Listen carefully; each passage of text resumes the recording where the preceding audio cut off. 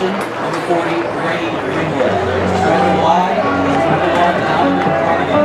Tennessee, number 28, Frank Becker. Number 10, Alexander Chris. Starting at X, number 6, Noah Acapulco. Starting at left tackle, starting at number 10.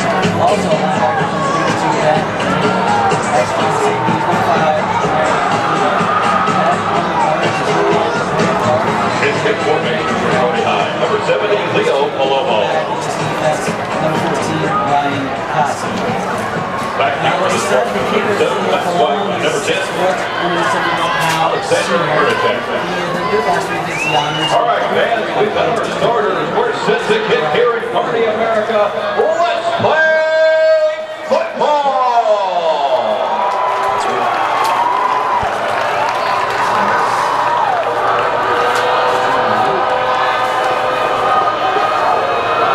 All right, we are set. We're underway here in Foster Field. See it, we don't know like the best. Leo, look the tackle around,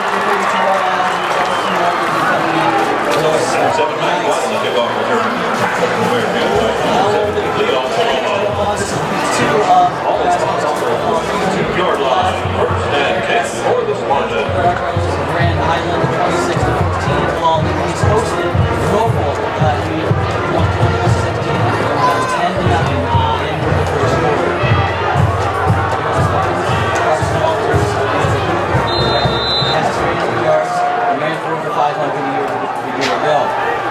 Shotgun. Takes a snap, hands up, read option again, right back outside. That's Max White, he gets tackled around the 35-yard line by Ben Diggle. Number 10, Alexander Hermachek, the ball carrier. Now, the stars of the defense for the Bearcats. Tackle for the Bearcats by number 32, Ben Diggle. He's 6'6", 145 pounds. He recorded a gain of 3 on the play. Correction, gain of 2, second down and 8. And also along with them is All-Stater Noah Organic. He had 3 tackles plus last week against Kearney, including a sack. Here are the Spartans. Second and 7 from the 36. At the backfield, we put back up the middle. Walters will be hit at the 41. Number 13, Carson Walters on the quarterback keeper. Tackle again, made by the Bearcats, number 32, Kearney ball. It's third down.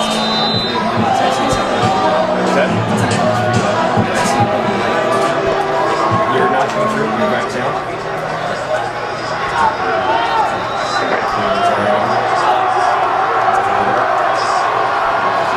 Alright, back here, folks.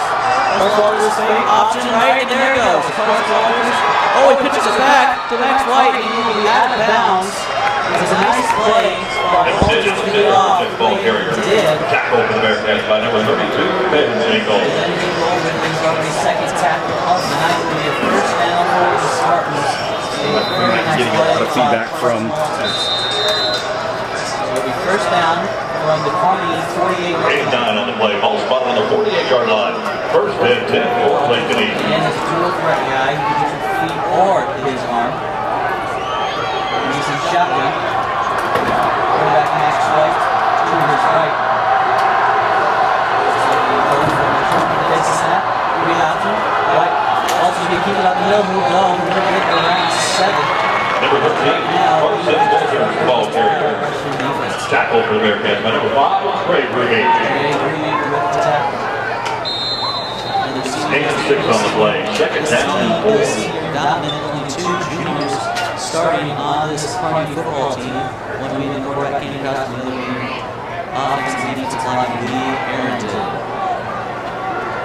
Walters a green shot, Walters right. They'll get on the backfield. Hands it off. Looking for Zach King will get a tackle at Number 7, Max White, the ball carrier. Tackle for the Bearcats by number 2, Zach King. Third and long.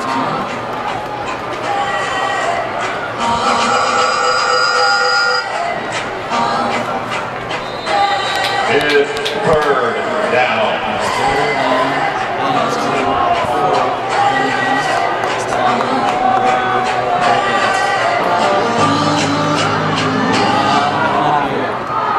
Walters in shotgun, Zon. In back over, set motion, hand it off. Zon, he will get the first down. Will really get first down. So Number 34, Brendan Goodyear, the ball carrier. Tackle for the Bearcats by number 64, Joaquin Robinson.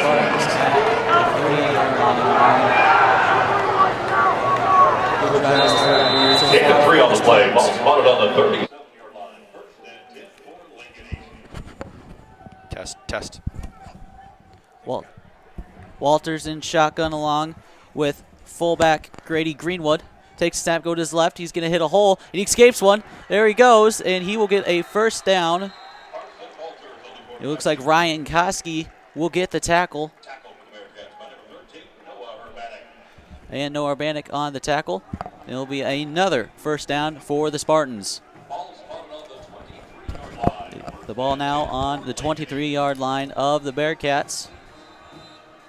The Spartans just running over this defense right now. Walters in shotgun along with Curry Zalman. Takes a snap, hands it off, go to his right. We get the corner, no. Good block shedding by number 6, Cannon Coster. Excuse me, that was number 5, Trey Gruby. The gain of 4 for the Spartans. It'll be 2nd and 6. Now the Bearcats are led by head coach Brandon Gould in his 16th season as the Bearcat head coach. Led the Bearcats to the 2006 Class A State Football Championship. Walters in shotgun long with Grady Greenwood to his left, and we'll have a timeout. Lincoln East, maybe some confusion there from the sideline to the players on the field. Now with timeout, we're going to take a quick break. Stick with us here on Strive TV. My parents said it sounds good. My parents said it sounds good. Now we got it? Yep. So. I'm going to change the setting on it. Okay. Yep. Yep. Okay, now your parents said now we got sound? Yep. Okay, got it. Does that sound good? What's that? Oh, I unplugged me. No, I got nothing right now. Hello? Oh, yeah, okay. Yeah, I think we got it now. All right, ready? And we are back here on Strive TV. Now, you are listening on the Kearney Bearcat channel. We're going to call this channel BSN, as for Bearcat Sports Network, your online streaming home of Kearney High Athletics. It is about 2nd and 6 for the Spartans here. We got Walters in shotgun. It looks like Grady Greenwood to his left. Max White comes in motion, get hand off to White. He's going to try to get the corner, and he will. He will get a first down, about a gain. We'll get a first down about a gain of around 8, and it'll be another first down for the Spartans. Ben Dinkel on the tackle. And the Spartans will be at the 17-yard line of the Bearcats.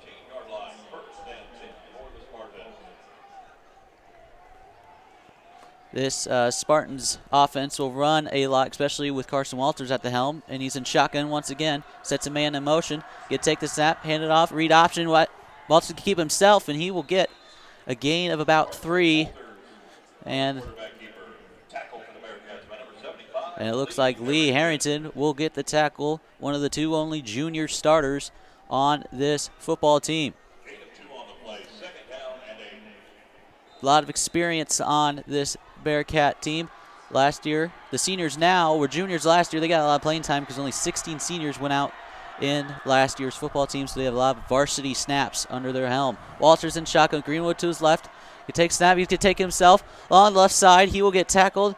He will shed a little. He will escape the grasp but still fall down. Ben Dinkle on the tackle once again. That's about the third or fourth time that I've called his name so far in this drive. Good. And it'll be 1st and goal for the Spartans at around the 3-4 yard line of the Bearcats. Excuse me, the 2 yard line. They're going to come out. Walters on shotgun, get it handed off. And it doesn't look like he will get in. That's a big, heavy set they put that back there, and I think they just laid him short.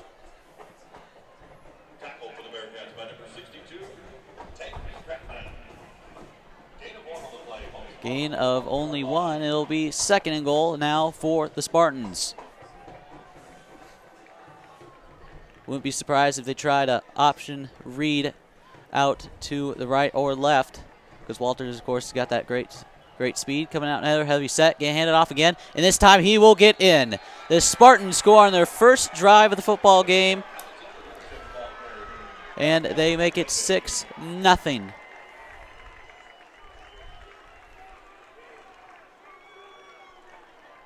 It was around a 68-yard touchdown drive for the Spartans. They'll come out with a left-footed kicker. Carson Walters, in fact, is a left-handed thrower, so both those guys got something in common.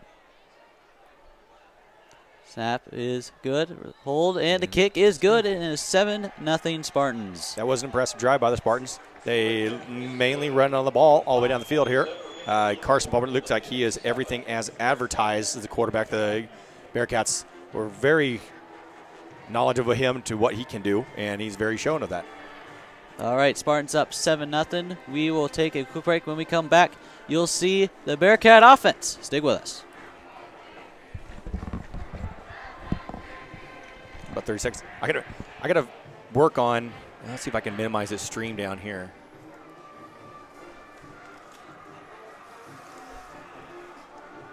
Get this. So I can pop back and forth to get the scores. Yeah. Oh, yeah, we got to keep track of that, keep track of scores here. Oh, I got here. I should probably get mine out. My iPad, I can check Twitter. Check NEB preps. Yep, that's what. Oh, you know what? I'll do that on here, Twitter deck. Hello. So are we muted or what? Yeah, we're muted. Okay. From right here? Oh, right there. Okay. All right, we're back. You want to come back? And we are back here on BSN, your online streaming home of Kearney High Athletics. The Spartans just completed a 68-yard touchdown drive to take a 7-0 lead over the number 5 ranked Kearney Bearcats. The kick is off, and it looks like it'll be Noah Bannock with the return. He's going to cut up field. He's going to go to the right sideline. He's got a little bit of space, and he will get to around the 45-yard line. A good return by the senior running back. And Noah Bannock's in a good senior year. He's getting definitely scholarship offers. He's got offers from South Dakota State, among others up there. He had a great game last week, including one of our best hits I've seen in high school football at the Grand Island one. We put that on our Twitter page last day. And now will come out leading this offense is number 6, a 6'3", 205-pound junior. Cannon Coster won the quarterback position in the offseason. He's going to come out in shotgun with Urbanik to his right. Got 2 receivers on his left. You look, hand it off to Urbanik to the left side. He's going to cut. He will get around.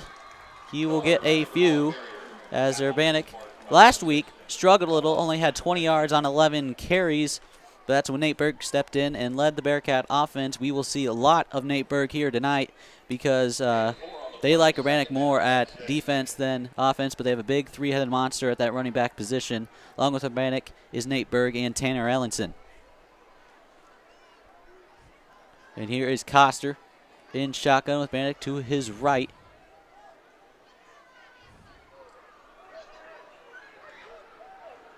Snaps the ball. They didn't know. And Coster will get it. He'll run to his right.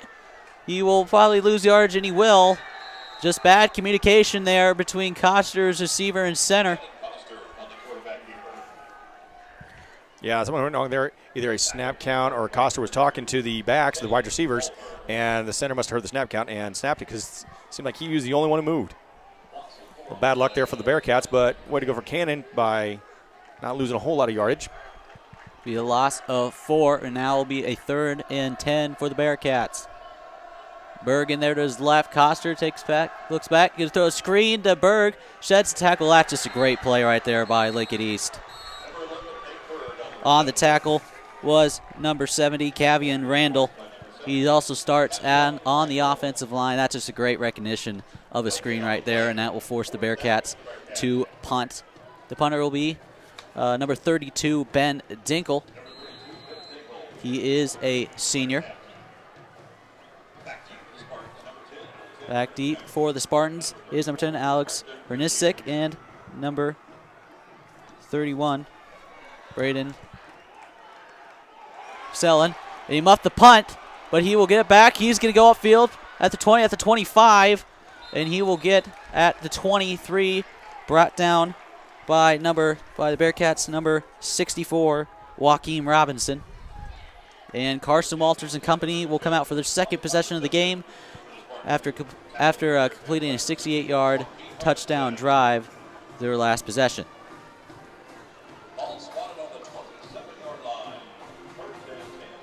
And it looks like he went out of bounds actually at the 27, not the 32. And that's where Lincoln East will take over. Walters with 2 men next to him in shotgun. Takes the snap. Read option. He's going to hand it off to White. He will get at around 6. Max White was actually the starting quarterback a year ago, but was injured in the first game of the season.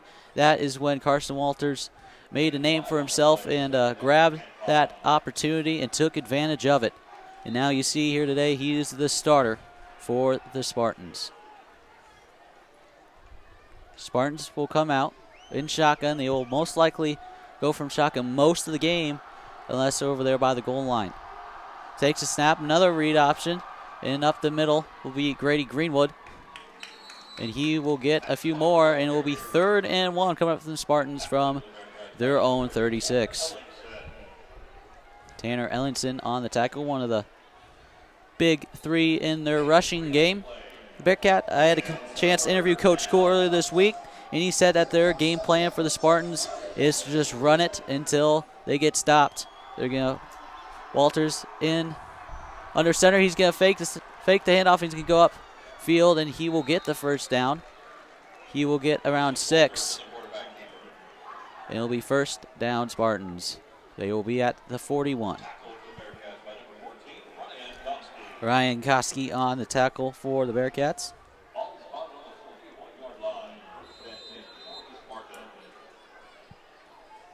Already only 2:20 left here in the first quarter play. It's gone fast.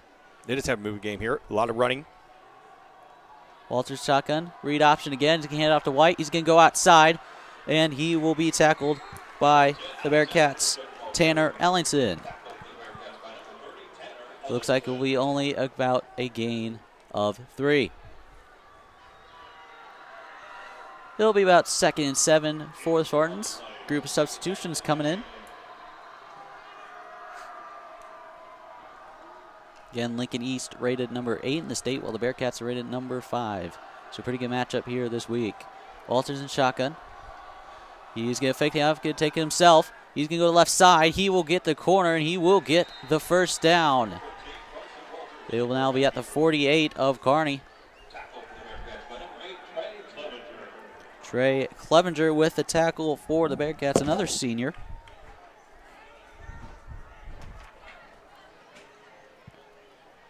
With all this rushing, you got to think that endurance of the Bearcats defense will be tested tonight because they have not attempted a pass so far in this football game, and we already got only 1:30 left here in the first quarter of play. Walters in shotgun again. Greenwood to his right. Take it. It's going to be a quarterback blast. missed the tackle, and Ben Dinkle will stuff him. He just keeps running, and he'll get positive yards. He will get about a gain of 5. Another decent chunk of yardage there on first down for Carson Walters. Right now they're just pretty much running Walters and just daring the Bearcats to stop him at the moment. And right now we're kind of seem to be unable to do so. Looks like that interior line of Lincoln East is beating the Bearcats' defensive line right now with their rushing game. They're going to have to create some penetration if they have a chance of stopping Walters. And a flag. Looks like it'll be a false start on the Spartans. Our first penalty of the game. Illegal procedure. Sabian Taylor was the man that went in motion, and I would think that would be against him. First penalty of the game. Last week, penalty-wise, the Bearcats committed only about slim to none penalties, while GI committed a lot last week. Yeah, definitely Bearcats were helped out by GI quite a bit in the penalty department here, and we took advantage of it with that big win last week. Walters in shotgun, 2 men on his left and man on his right. He sends Savion Taylor to motion again. He's going to hand off, and he'll be stuffed by Joaquin Robinson. And number 30, Tanner Ellingson again. And Tanner's right now is having a great first quarter. Quite a few tackles in the very right here. And it looks like that'll be the last play of the first quarter. Number 8, Lincoln East leads. Number 5, Kearney, 7-0. You are watching live here on BSN Bearcat Sports Network. And we'll take a quick break. When we come back, second quarter, stick with us.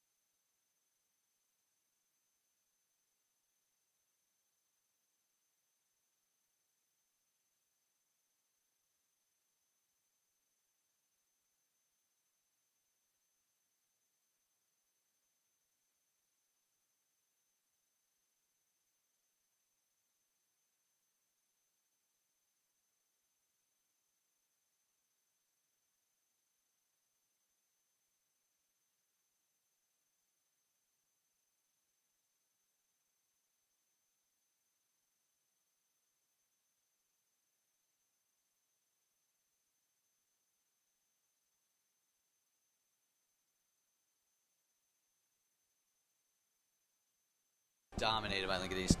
As we begin the second quarter play here, it was pretty much dominated by Lincoln East. This is our first game here, Bearcat Sports Network, so we are working out the kinks. We will try the best to work on statistics, but we kind of missed the first quarter. After this first quarter here, we'll try to keep up to date. As we start beginning the second quarter play, it's Lincoln East 7, Bearcat 0.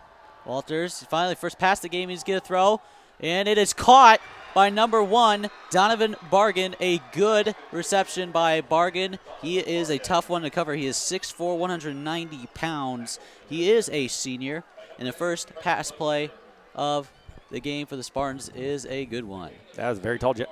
He just went up and got it, jumped over our cornerbacks. That was a good run play there. And now they'll set up shop at the 32-yard line. The Spartans, the first quarter, completely dominated by Lincoln East. They just ran the ball all over the Bearcat defense. And you got to think maybe get a little tired out there. Number 10, Max White will get the carry. Or excuse me, that will be Alexander Hernistic. He will only get around 1, maybe. Yeah, he'll get around 1. Zach King on the tackle for the Bearcats.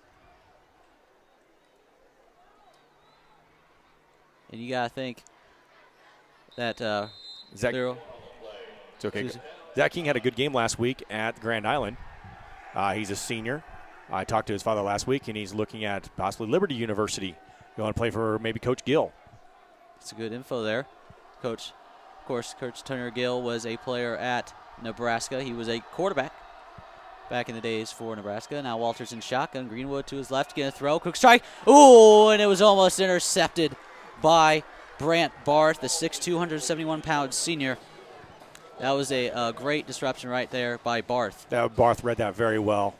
That almost was very close to a pick six. I think maybe the Lincoln East receiver ended up playing more defender in that play. to prevent Barth from that pick six. And it'll be 3rd and 9 for the Spartans, who have not had many situations so far where it's been 3rd and long. So we'll see what they do right here. They set up shop. Jack Kurtenbach out there, shifted to his left. Walter's shotgun, he's going to look to throw.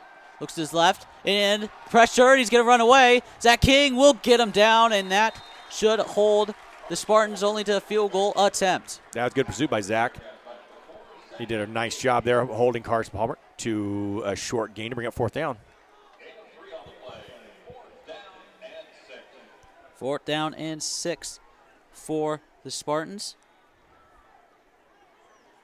And their kicker will come out to try and attempt. Looks like around About a 47-yard field goal. 47. It'll be Connor French, the kicker, number 11. Snap is good. Hold is good. The kick will be long enough, and it is good. Connor French with a 47-yard field goal. That was absolutely perfect. But a good job of the Bearcats to keep them at 3 points on that drive. Now you got to think about getting the offense rolling. Absolutely. Bearcats need to find something on offense. We've only had one drive so far. I do not believe actually we got a first down on that one. We need to answer, or this game could get out of hand early. It's 10-0 right now with 10:05 remaining in the second quarter. The Bearcats' offense looked real good last week. We mainly was a power offense. Let our line of scrimmage dictate against Grand Island. Right now, it's not really doing real well against Lincoln East. So you got to think, coaches down there try to pump up their offensive line. But this is only the Bearcats' second drive. Lincoln East has done a good job of playing keep away from the Bearcats.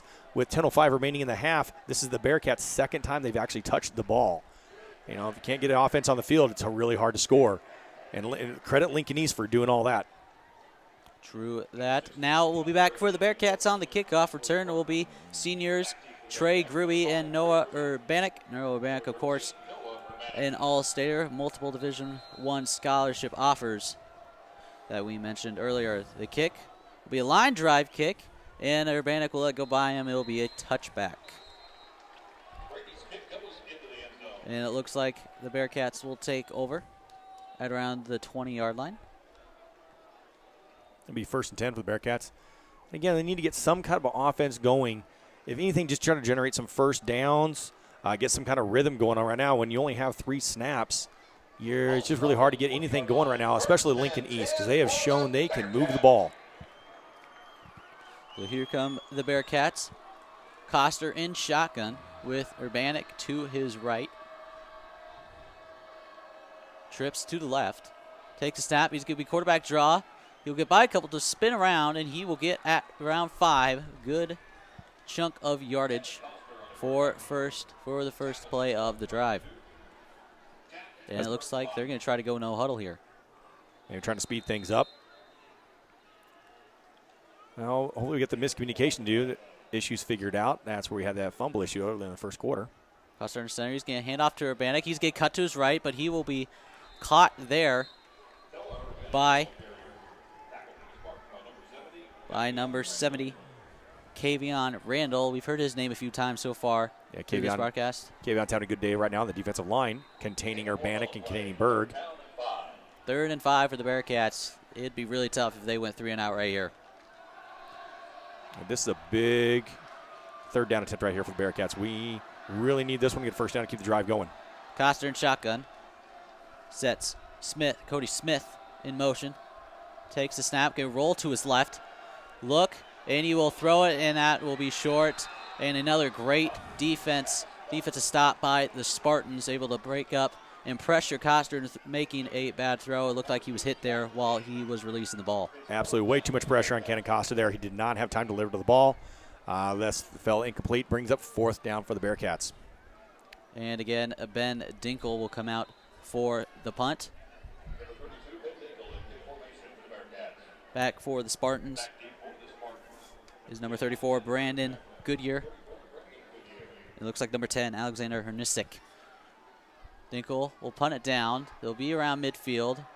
Oh, what a hit. And it looked like That will be Flags. a flag. Yeah, it'll be flags of play. Cody Smith, number 86, on the hit. It looks like he didn't see the wave of the hand there by the Lincoln East returner. Yeah, it's personal foul. Hit him on the head. That'd be 15 yards. And the Spartans will have a great field position to start out this drive right here. It was a very kind of weak wave of the hand. I could barely tell it from up here. But he did wave the hand, so that will be a 15-yarder.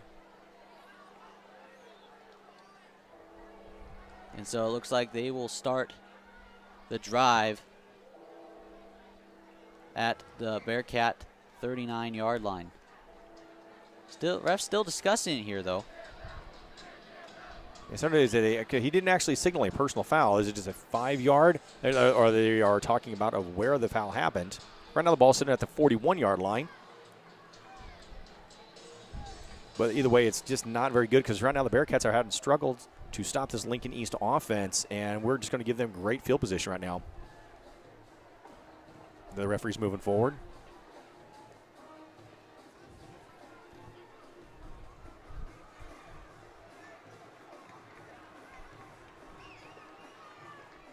And they're going to move it back here. Looks like it's going to be around the 36 of the Bearcats. 1st and 10 now for the Spartans as they've just completely dominated this football game to this point. And right now the Bearcats have had six offensive snaps with 8:52 remaining in the first half. We've had 6 offensive snaps. And we just, right now the Bearcats, they need a big stop. They need a 3-and-out right now to hold this Lincoln East. Walters shotgun, get handed off to Hernistic. He's going to get the quarter, and he will get a good chunk of yardage. Looks like around 7 or 8. That was number 10, Alexander Hernistic, on the tackle. Or on the rush, excuse me. He is a 5'7", 160-pound junior on the Spartan team.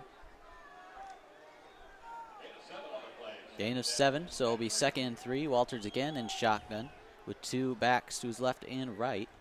Gain it off, option, he's going to hand it. He's going to come down, and he will get tackled. Not a very good gain. Looks like about 1.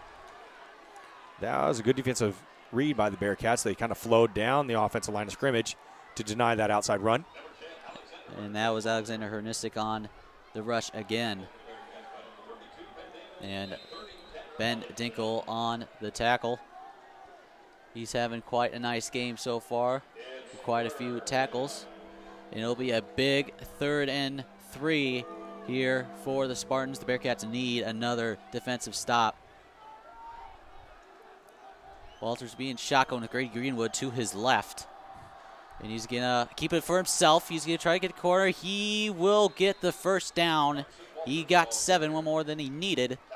But that will be another first down for the Spartan offense. And now they're at the 25 of Kearney.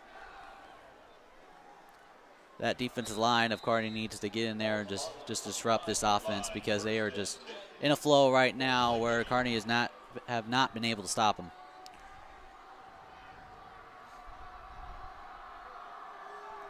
First and 10 from the 25 here for the Lincoln East Spartans, number 8 ranked team in the state.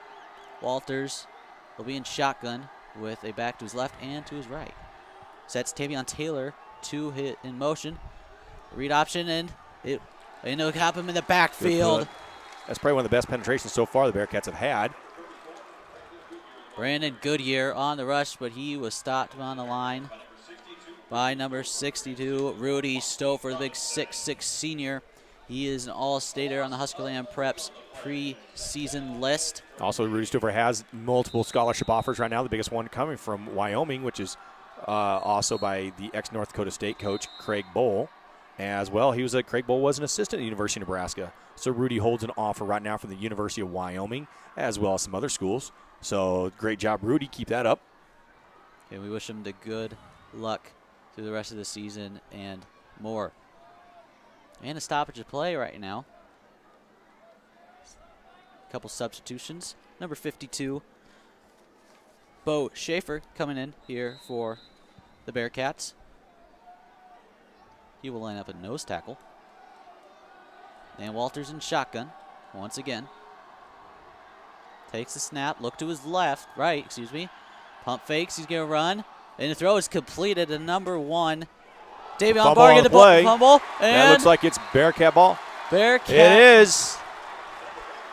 That's what the Bearcats need right there. That might get their blood flowing and maybe put some urgency into this offense. Zach King with the fumble recovery, and the Bearcats will look to try to cut down this 10-point deficit. Absolutely. This is exactly what the Bearcats need right now. A big play, some momentum boost to get this offense going. And what the next desperately need, a first down. We've had 2 offensive drives, 6 plays. We need a good Bearcat drive right here. Get down and get some points on the board. Wouldn't be surprised if Brandon Cole ordered a deep pass right here to just pump up this crowd and this team. Coster under center. He is going to pitch to Nate Berg. He's going to cut up field. He will get stopped. He has not gone down yet, but the forward progress was stopped. And he will get around 4 yards. Getting Nebraska preps up here. Some scores of the day right now. Earlier today, Lincoln North Star defeated Lincoln Northeast 34-24. We'll get some other scores coming in. Coster is under shotgun with Nate Berg behind him.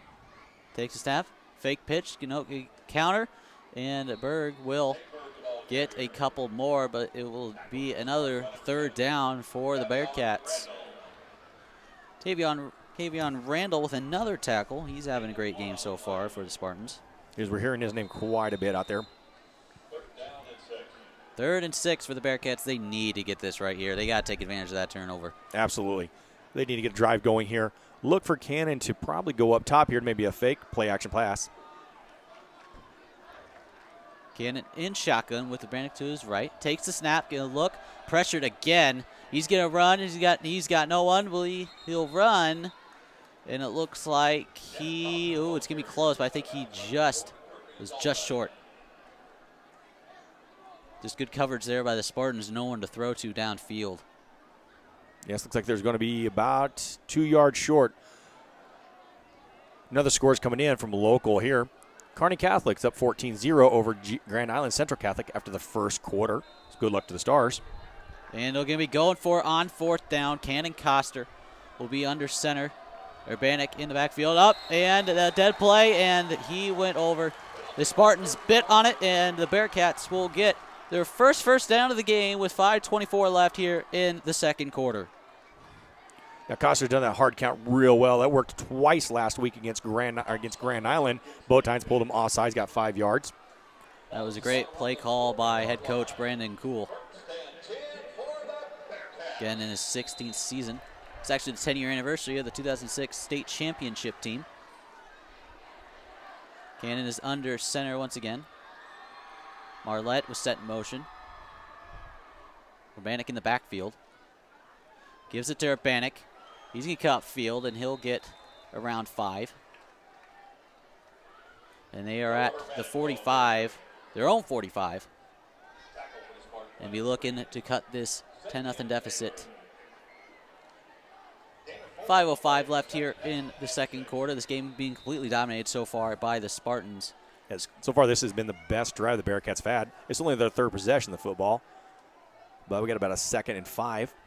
Takes that hands off their body. He's going to go up. And he will get around 3-4 more. He's going to be close to the 1st down marker.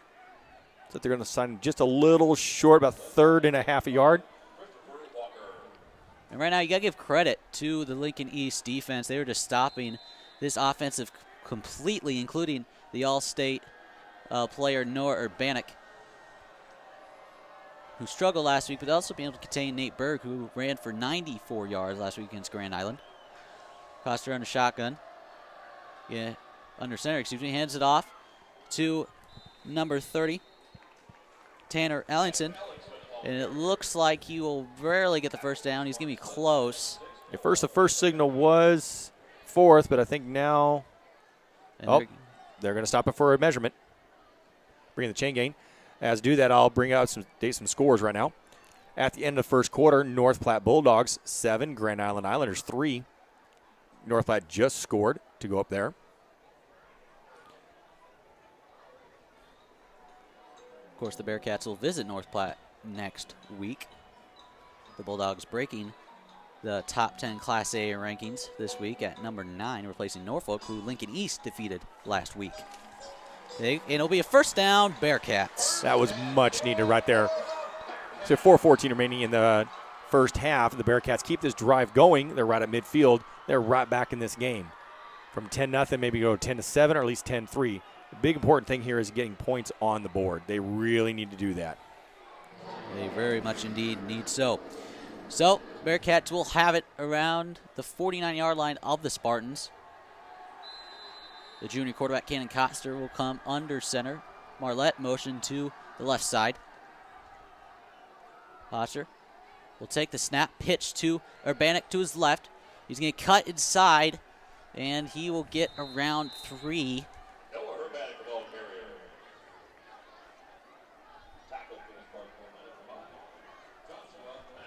Joshua Makovica on the tackle. But I have to say, probably the leader of this defense for the Spartans is number 6, Noah Makovica, his brother, who was voted all-conference last year at 84 tackles, and he had a sack last week against Norfolk, so he's probably the leader of this defense. Coster, get a fake. He's going to go to his right. He's going to look. He's got a man. It's Brock Marlette down the sideline. One man to beat, and he will not, but he will get around the 10-yard line. That same play worked last week against Grand Island, which resulted in a touchdown. Marlette leads the team in reception yards and receiving touchdowns. That was a great downfield block by Brant Barth. About sprung him in the end zone, but at least picked him up a lot more yards. That was a great first down for the Bearcats, and deep now into Spartan territory. And they are on the 12. An absolutely great play there by the Bearcats. Cannon under center. Berg in the backfield. Hand off to Berg, and he will be stuffed to the line of scrimmage. They read that very well. I think they're definitely Spartans are expecting that play from Berg. Again, Berg ran for 94 yards last week against Grand Island.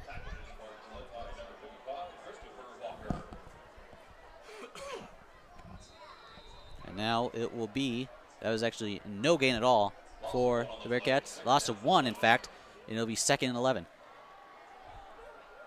Coster looking to the sideline for signs. Now direct them to Brent Barth down there on the right side of your screen. Takes a snap, hand off to Berg up the middle. He'll hold, but that was where Division I prospect Christian Walker was waiting for him. He has multiple Division I scholarships. Again, he stands at 6'6", 270 pounds. He's got interest from Division I schools like UCLA, Iowa State, and Kansas State. And he's also got scholarships from South Dakota State, Wyoming, and others. So he is a big impact player to watch throughout the rest of this game. 3rd and 7 for the Bearcats. This is a big third down. Bearcats really need this first down or get in the end zone. Pass. It's going to be a fade to Brant Barth. He will get it. Touchdown, but there's flags. Flag on the play. There is a flag on the play. I don't know what that's going to be. I don't know if Barth pushed up. It's definitely pass interference. Don't know if they're going to call Barth or if they're going to call Lincoln East. Officials talking it over right now. Big decision here by the rush. Who's it going to be on? Pass interference on the defense, and it will be a Kearney Bearcat touchdown. Huge play by Barth. Bringing that down. That was a great catch over the shoulder. And that was a perfectly placed pass by quarterback Cannon Coster. You couldn't place it any better than that. Absolutely. Went straight to the corner there. Barth and their Lincoln East defender kind of both hand-checked each other. And that is 6 points for Kearney High School. Leo Palomo will be on the kick. He is perfect for PATs this year, 3 for 3. Try to make it 4 for 4 right here. Snap is good. Hold is good. Kick is good. Bearcats cut into this lead, 10-7, highlighted by the 12-yard touchdown pass from Cannon Coster to Brant Barth. And we'll take a quick break. When we come back, the Bearcats will try to stop Lincoln East. Stick with us.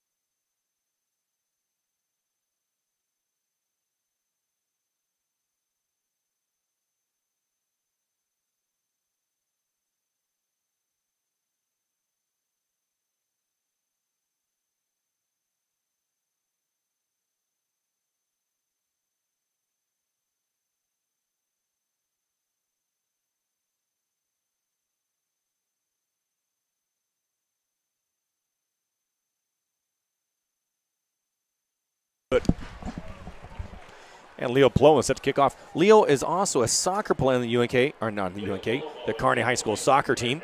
He's a center back for the team. And Kearney High Soccer last year state qualifiers. Leo is a senior this year. Great kid.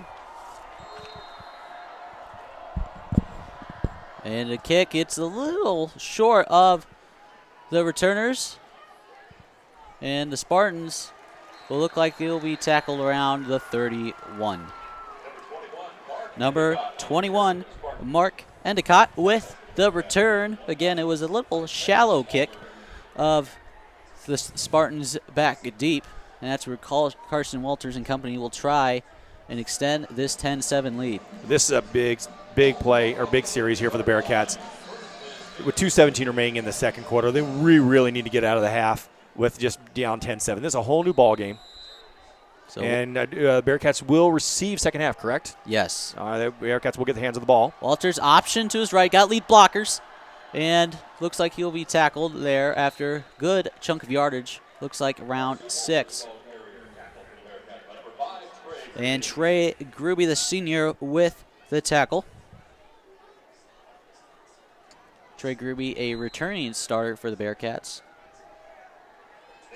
One of 5 returning starters on the defense and one of 4 returners on the offensive side. Yeah, Lincoln East does not seem in a big hurry right now. They huddled up. Walters in shotgun along with Grady Greenwood. Snap, bad snap, but he got it anyway. Walters, he's going to look to go deep, and it's picked off!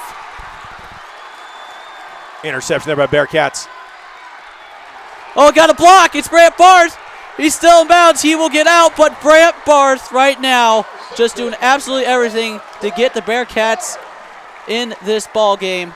Just not a very good pass there by Carson Walters right into the hands of Brant Barth. Huge play by Brant Barth and the Bearcats right there. That brings us into Lincoln East Spartan territory. That's the first major mistake of the Spartans. The game bringing Bearcats right back into this game with 1:25 remaining. Oh, Barth has made 2 huge plays in the last 30 seconds of this game. First the touchdown, now the interception. So they will take it at the 28. 1st and 10, and the Bearcats have a shot of either tying it or taking the lead right here. And this is big. If you can get a score going into the second half where you receive the beginning of the next half, that is just huge right there. Now, after that first quarter and a half, to think they were down 10-7 with 1:25. Huge break for the Bearcats. See if they can capitalize on this. Coster and shotgun with Berg in the backfield. Set motion is Gruby. Hand it off to Berg up the middle, and he will have absolutely nothing. The interior defensive line of Lincoln East just moving the offensive line of Kearney and getting great penetration to stop the running game right now. Coach Cool not electing to take a timeout right here. Playing time, though, with 1:05 remaining. You go no gain, and with a minute left, it will be 2nd and 10 from the 28. Berg still in there. Coster and shotgun. Berg to his right, Dinkel to his left. Takes a snap, rolls to his right, looks to his right. Still running, no one open. He's just going to run, and he will step out of bounds. A gain of about 3. And Grady Greenwood on at the tackle, but he pushed him out of bounds. And it looks like stoppage of play. Official timeout on the field there. So is there a player down? That's what it looks like. It looks Trainers, I see Mr. Limbach, Greg Limbach, Kearney High School trainer. Looks like a Lincoln East player. Can't see the numbers there, but yeah, Mr. Greg Limbach, he is the Kearney High School head trainer. He's going over there looking at somebody. So it's official timeout on the field. 48 seconds left. Again, this is a huge moment here for the Bearcats. Right now the ball is at the 25. That's probably a little bit outside of Leo's range. But, again, he's got a big leg. He can hit it. Not a whole lot of wind here at Foster Field. So, if we, I wouldn't shock if they give Leo a chance to take a 40. But you were talking about a 42-yard field goal attempt right now. I mean, why not go for the field goal? I mean, even if you do, you're not giving Lincoln East much time. Right, 48 seconds left if they have to go 4th down. Lincoln East, they may take a timeout here after this play if they can hold Kearney. And that on the player down, that was number 40, Grady Greenwood. He is the starting fullback for the Spartans. And a starting defensive lineman as well. They would not like to lose him if possible. He's a very great player. Looks like he is a... And he's moving off the field really easily right now, so Mike just got a bell rung. His helmet came off. He was walking off pretty easily, so I would probably expect to see him back in. He starts at defensive end on defense and fullback on the offense. Yeah, and that defensive line right now has been completely controlling this game. Here we go. This is a big play right here. 3rd and 6. Coster in shotgun. Looks like Urbanek to his right and Dinkle to his left. Takes it. Good look to his left. Another fade route. He's got a man. Oh, and it went in and out of his hands. That was, looks like. I think it's number 1, Barth again. Look for Barth. He's been doing almost everything right now for the Bearcats. Couldn't come up with that one there. It was a good pass by Coster, though. Yeah, it looked like right on the money. The gentleman, the Lincoln East defender, might have just had his hands up just to deflect it or just, you know. And it looks like they'll be going for it here, 4th and 6. They are. They're lined up. Leo's not out there, so Cannon goes up 4th and 6. A huge play right here for the Bearcats with 42 seconds remaining. Excuse me. Not a dead play situation. It's 4th and 6. Coster looks to the sidelines. Urbanek in the backfield with Dinkle right behind him, and now it looks like it'll be timeout by Coach Cool.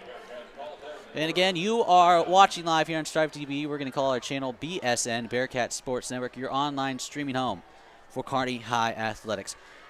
Kearney High is facing a 4th and 6 from the 24, trying to cut into this lead as they still trail 10-7 to Lincoln East. We'll be back. Stick with us.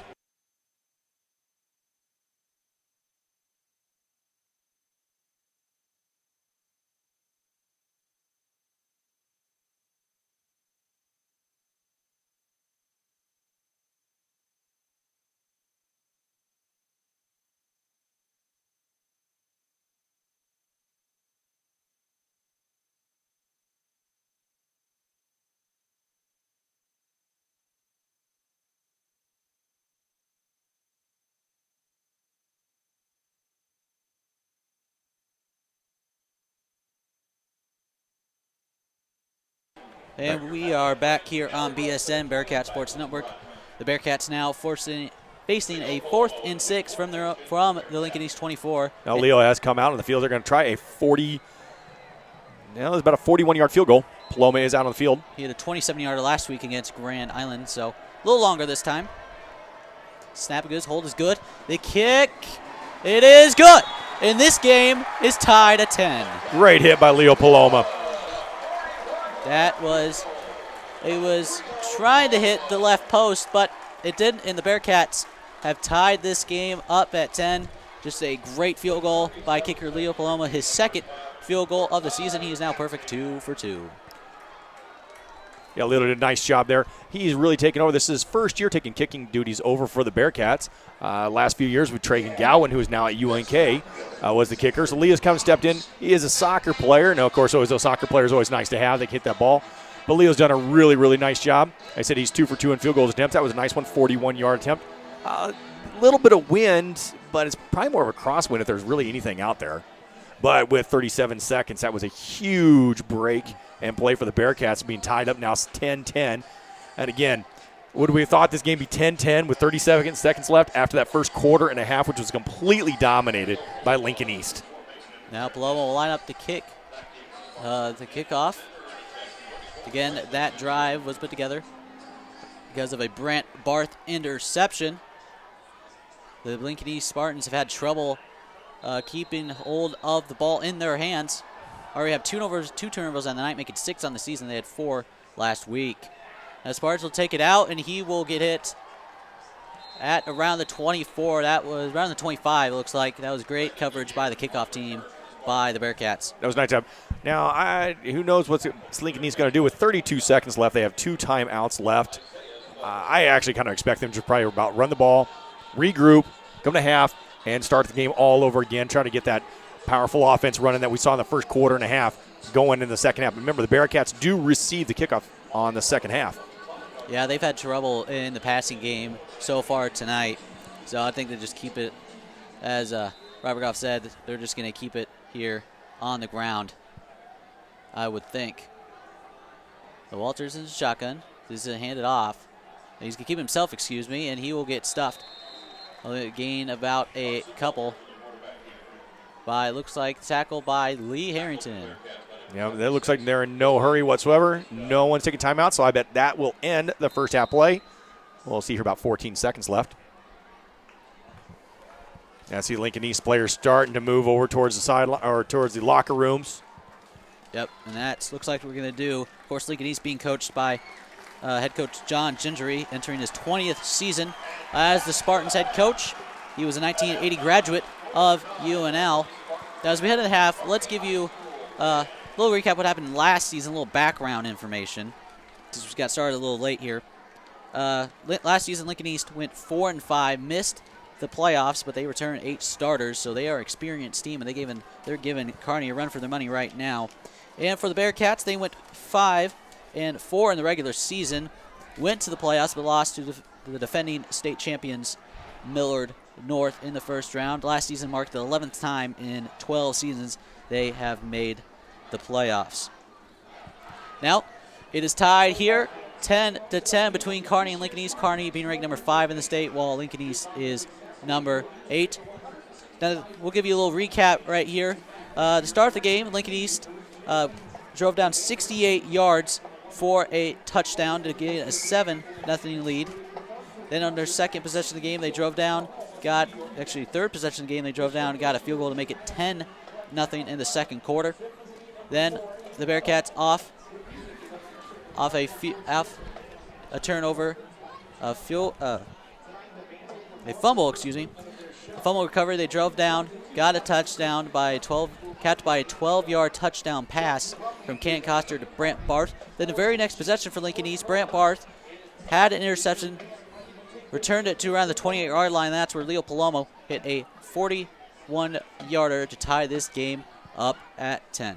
Well, we're going to take a quick break, and when we come back, we'll give you as much stats as we can from the first half and let you enjoy the performance of our great Kearney High Marching Band. So stick with us here on BSN.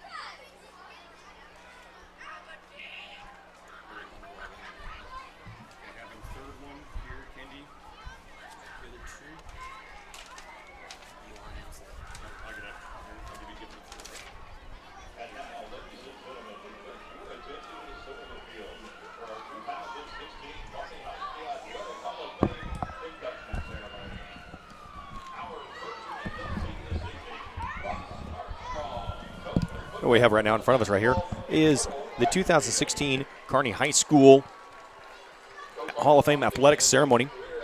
Gentleman up here front right now is Ross Armstrong. I had the pleasure of working with Ross for a year here at Kearney High School. He was a coach from 1975 to 2006. He was actually very instrumental in helping create the women's program, the women's basketball program here at Kearney High School. He was coaching football, basketball, track and field. His girls' teams were state champion in 1982. They were state runner-ups in 1989 in girls' basketball. He was also the head girls' track coach, and they were state championships in 1995 and 1996, and they were state runners-up in 2000. His 1982 girls' basketball team was undefeated, and he had 2 undefeated track teams in 1995 and 1996. He was the Nebraska Coaches Association Track Coach of the Year and the Nebraska Coaches Association Hall of Fame. He was inducted in 1982. He's a basketball team and coaches.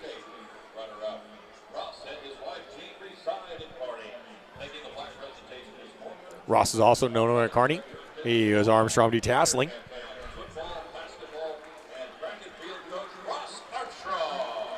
And out there giving the Ross the award is the longtime Kearney High School athletic director, Denny Long, who just retired, or isn't just retired. Denny Long retired about 10 years ago.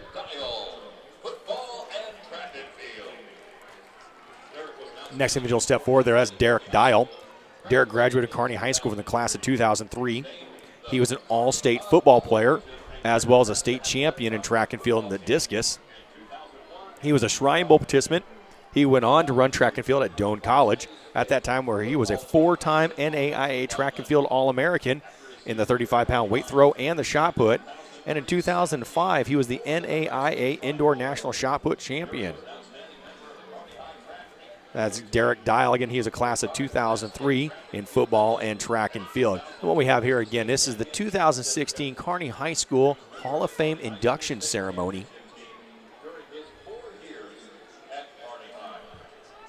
And some other scores of note here.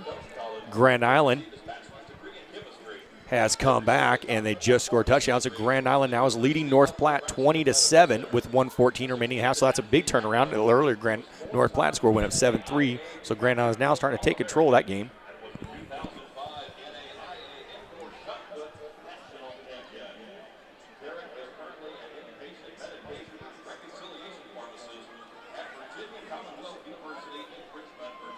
Other local scores note, Hastings High School is ahead of Schuyler 40-3. Hastings High School is having a good game there.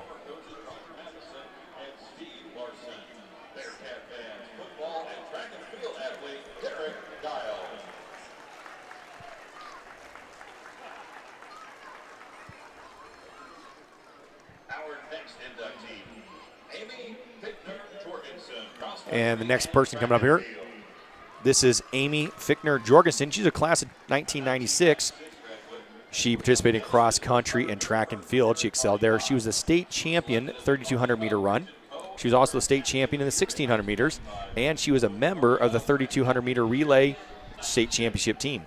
She also was a state runner-up in the 800 meters, the 1,600, the 1-mile relay, and the 3,200-meter relay.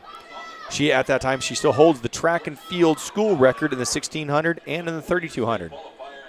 And with all the athletes going through Kearney High School, still holding that track and field record after 20 years is quite the accomplishment. The 3,200-meter relay also has the track and field school record, and at that time, the 3,200-meter relay team had the Nebraska all-time state record, which was just recently broken. She was the Kearney Hub Co-Track Athlete of the Year in 1995 and the Kearney Hub Track Athlete of the Year in 1996. Upon graduation at Kearney High School, she went to the University of Nebraska-Lincoln, where she competed in cross country and track and field for 4 years. And she was a cross country NCAA national qualifier for the Big 12 and also a track meet finalist for nationals. She was also a 4-year academic all Big 12 member. That is Amy Fickner-Jorgensen, class of 1996 at Kearney High School.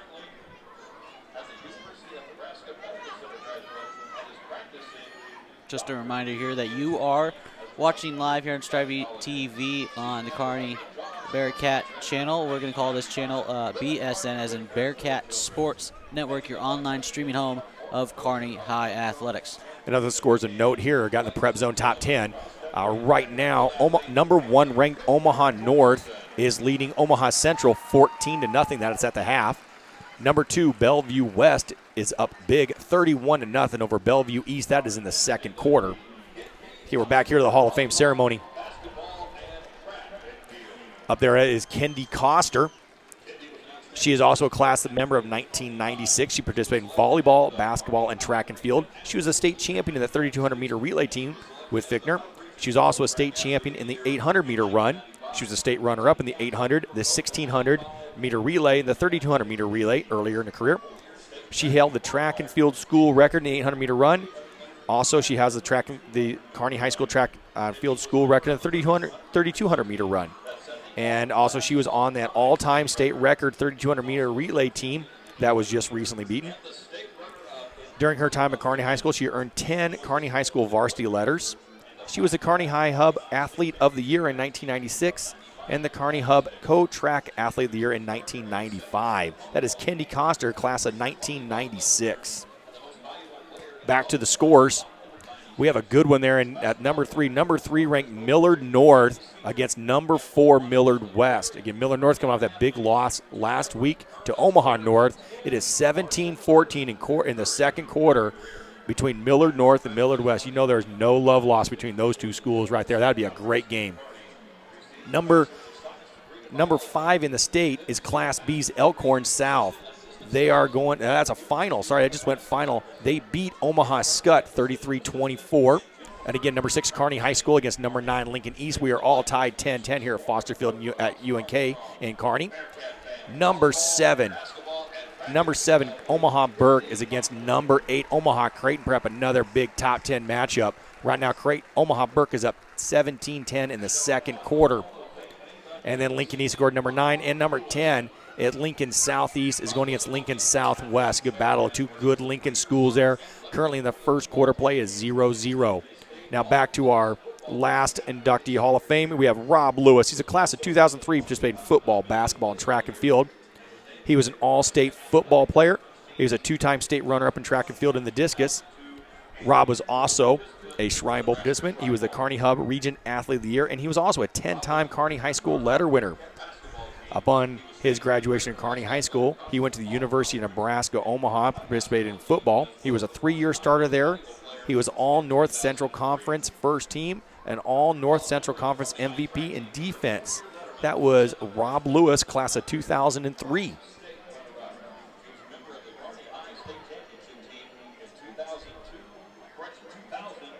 Again, this is Bearcat Sports Network.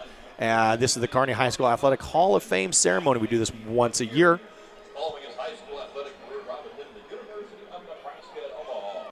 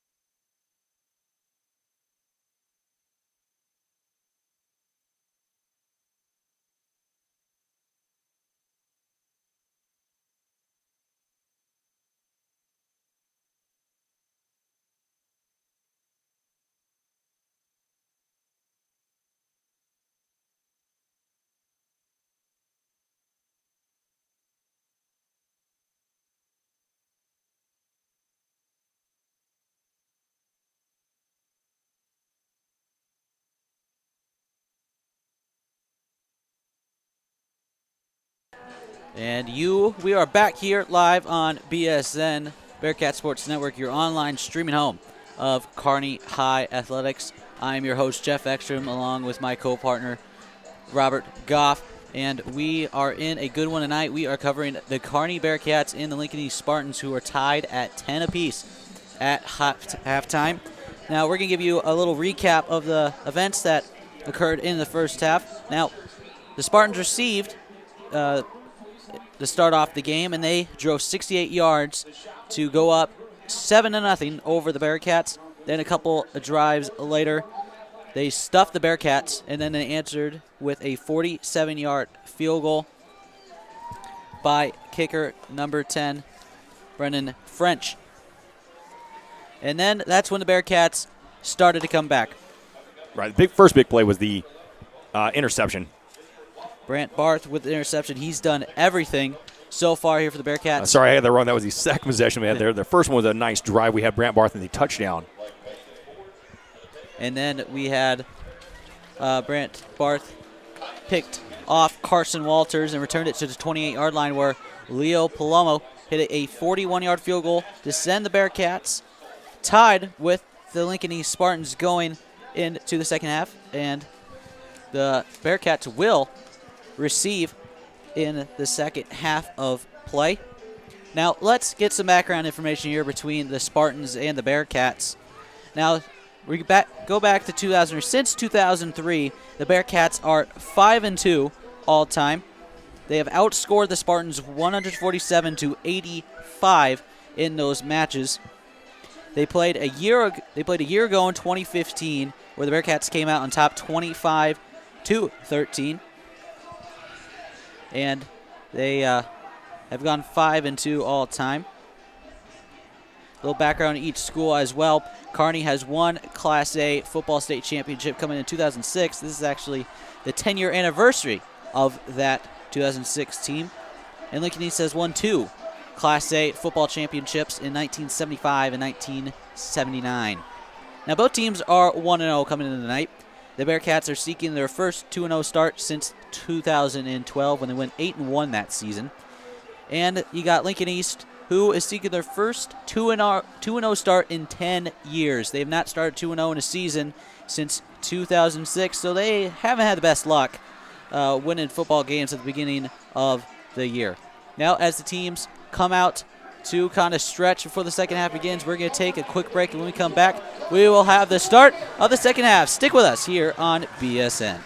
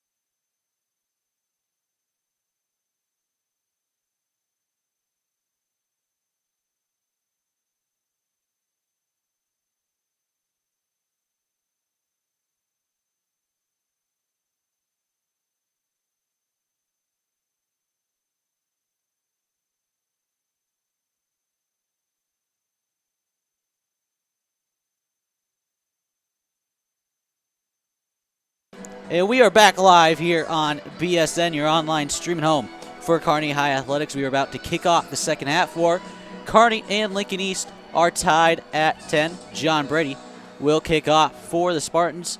And back for the Bearcats will be seniors Trey Gribby and Noah Urbanik. And for the scores kickoff here, a couple big games here. And again, the biggest one out there, Millard West is leading Millard North is leading Millard West at the half 20-14 as we get started here for the second half of Kearney High School. And we are underway here in the second half of play. It'll be Noah Urbanik. He'll take it around the 1. He will go to the right side, got a block, and he will be stopped at around the 31.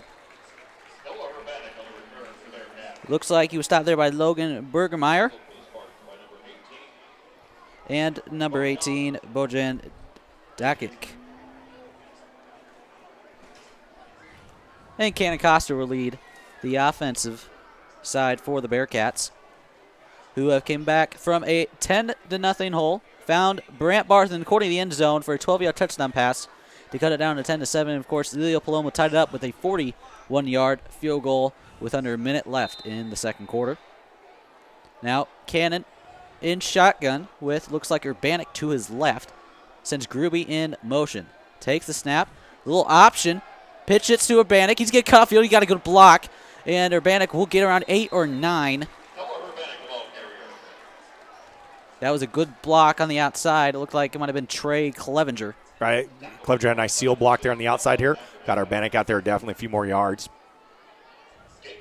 Now, the Bearcats weren't able to really run it inside, so not surprised that they're going to try go on the outside on the ends. Well, they're going to go up the middle here, and Nate Berg, yeah, he'll be stuffed for maybe get back to the line of scrimmage. Yeah, if he got anything there, not much will be bring up third and short here.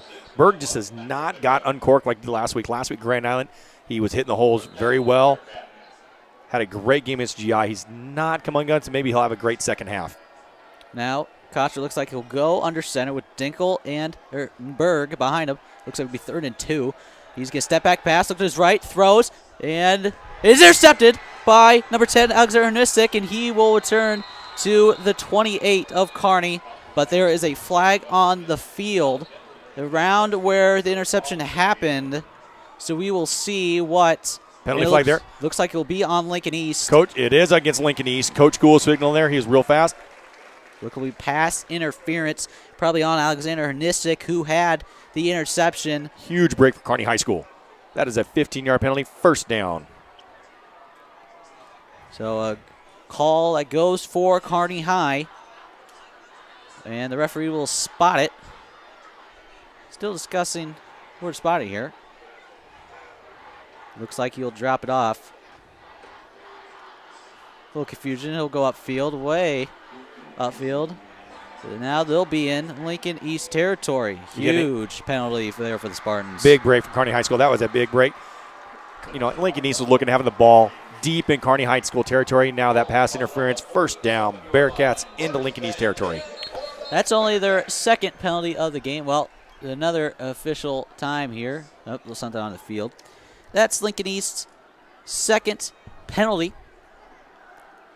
Unofficial, 2 penalties for 20 yards, the other being an infraction penalty on a dead play. And unofficially, we have no penalty so far for the Bearcats. They didn't have many last week, so very disciplined team for the Bearcats here. Looks as though he's going to throw deep. He's got a man, but he threw it on the wrong shoulder. It looked like it was number 15. It's number 15. Noah Arredondo. He was the intended receiver, just threw it to the wrong shoulder. Maybe a little communication on the route there for Arredondo. And so it will be 2nd and 10 for the Bearcats. Coster under center with Dinkel and Berg behind him. Takes the snap, can't hit off to Berg. He'll go inside, hits the outside, and he's got a good corner. That'll give you a good chunky yardage. Looks like he could be around 5 or 6.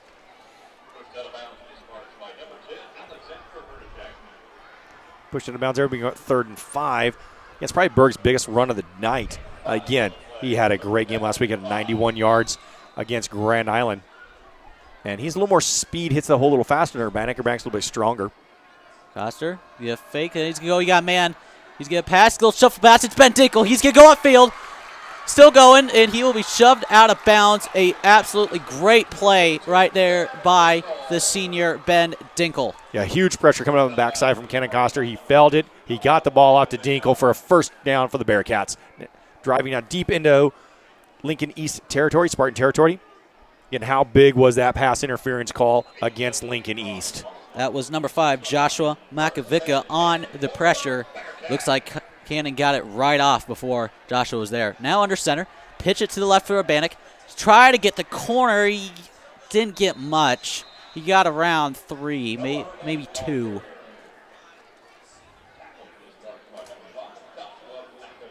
And again, Joshua Makovica was there for the tackle. He's having a big game. Makovic calling his name quite a bit here. Bearcats need to try to find how to contain him.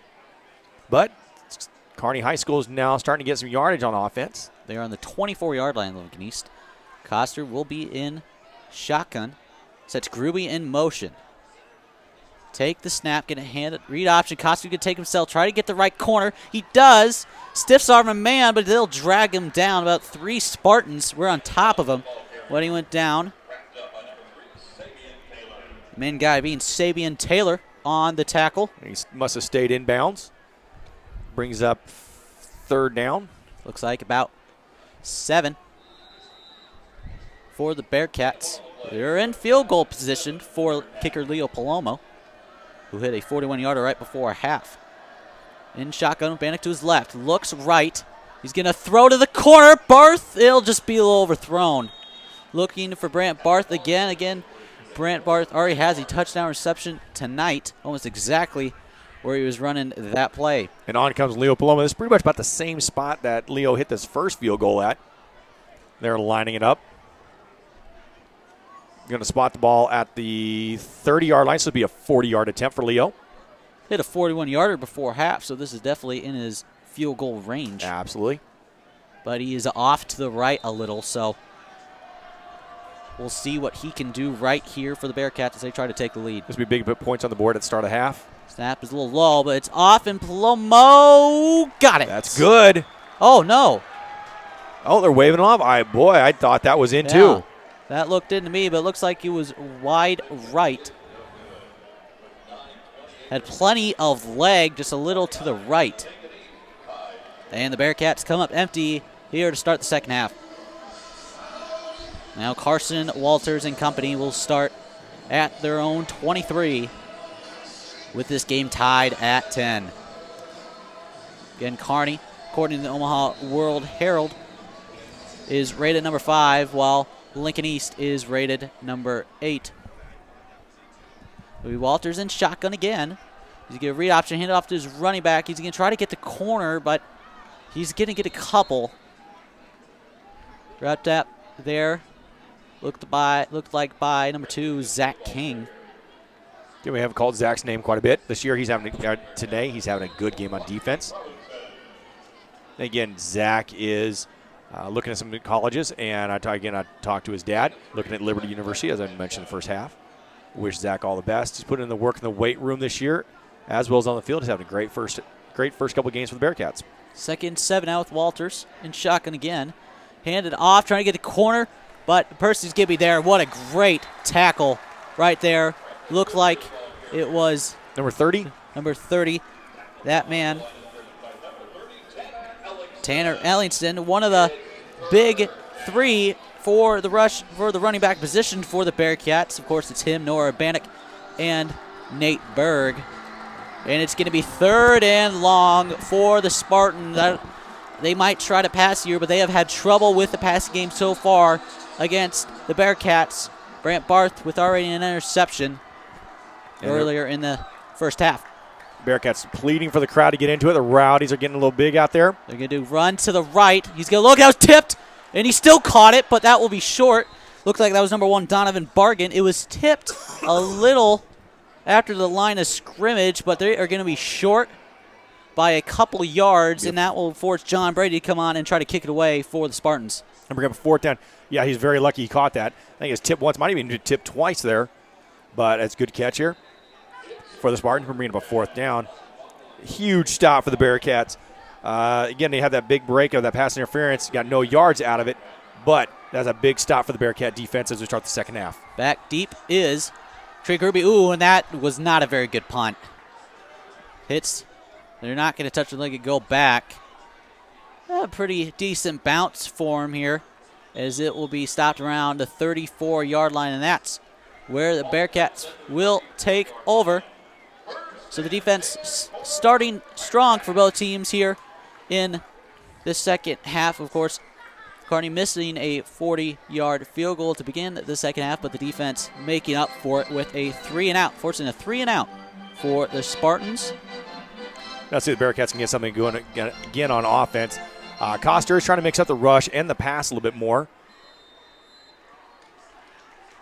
Coster will be in shotgun. It looks like Nate Berg will be to his right. Sends Cody Smith, a senior, in motion. Pitch. They liked that play last week against GI, but that didn't work too well here. Only got a gain of 1. And Lincoln East has been all over those outside sweeps right now. Those pitch plays there. We really have not caught the corner for a big run yet. They're going to go no huddle.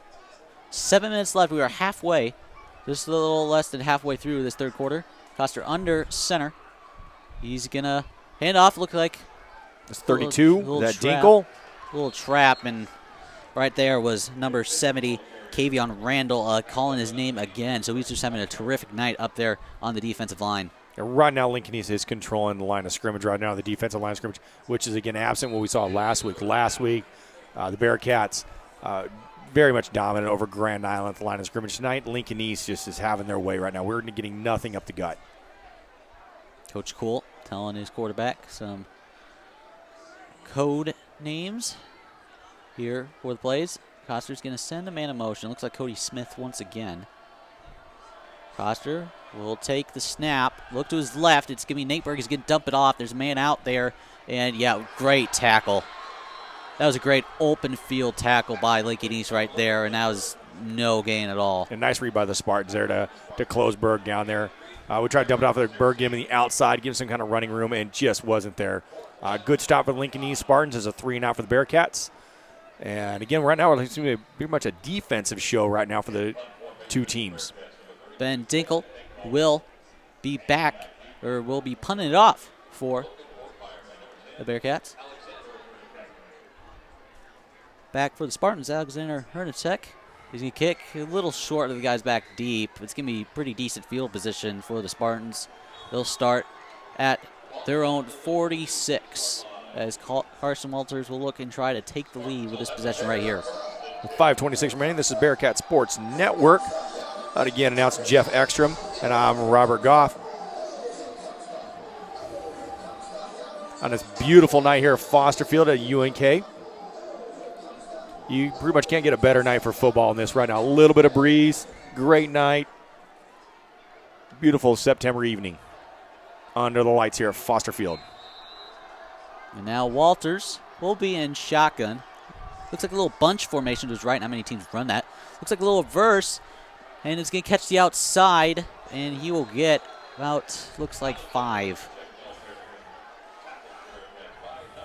And it looks like Nate Berg there with the tackle. Haven't heard his name much on the defensive side of the ball. But he gets in there for a tackle for the Bearcats. Now Lincoln East will run a couple of bunch formations, something that is not very popular here in the state of Nebraska. The only other team they run it again is North Bida runs it. And it looks like a little holding in that will. That's Rudy Stouffer was the man who got in the backfield, but he was held.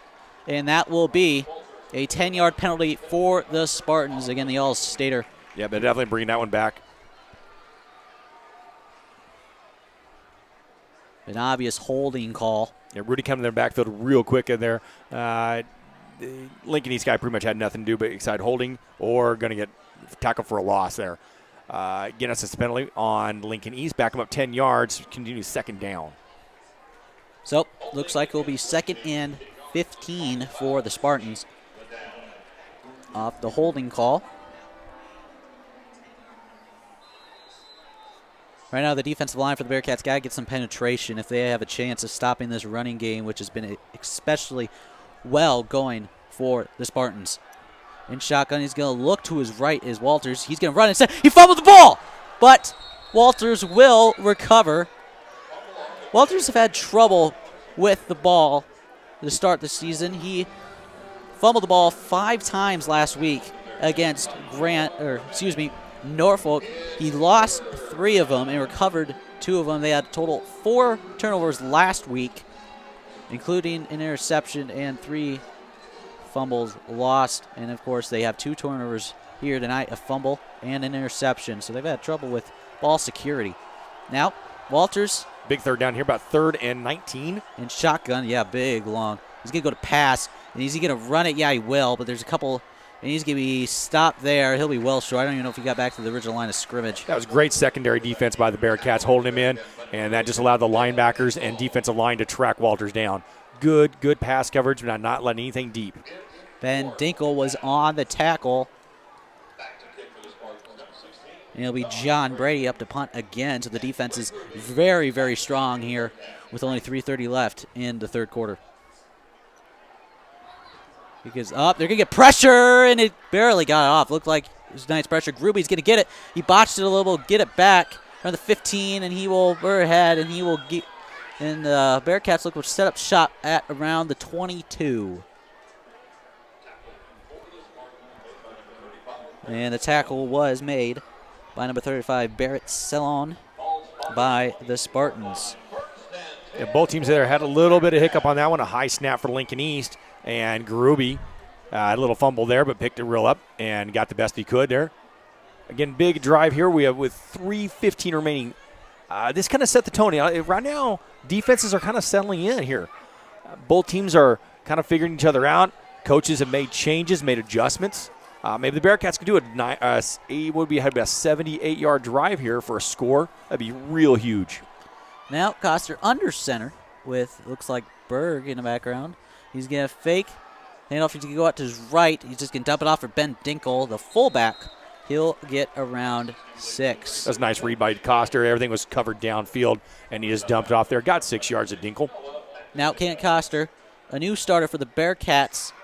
First ever varsity game was last week against the Islanders. He did show some great maturity last week, not forcing any bad passes when he had a choice to. So he's showing great maturity here. Yeah, great poise by Costa there. Same thing, that play right there.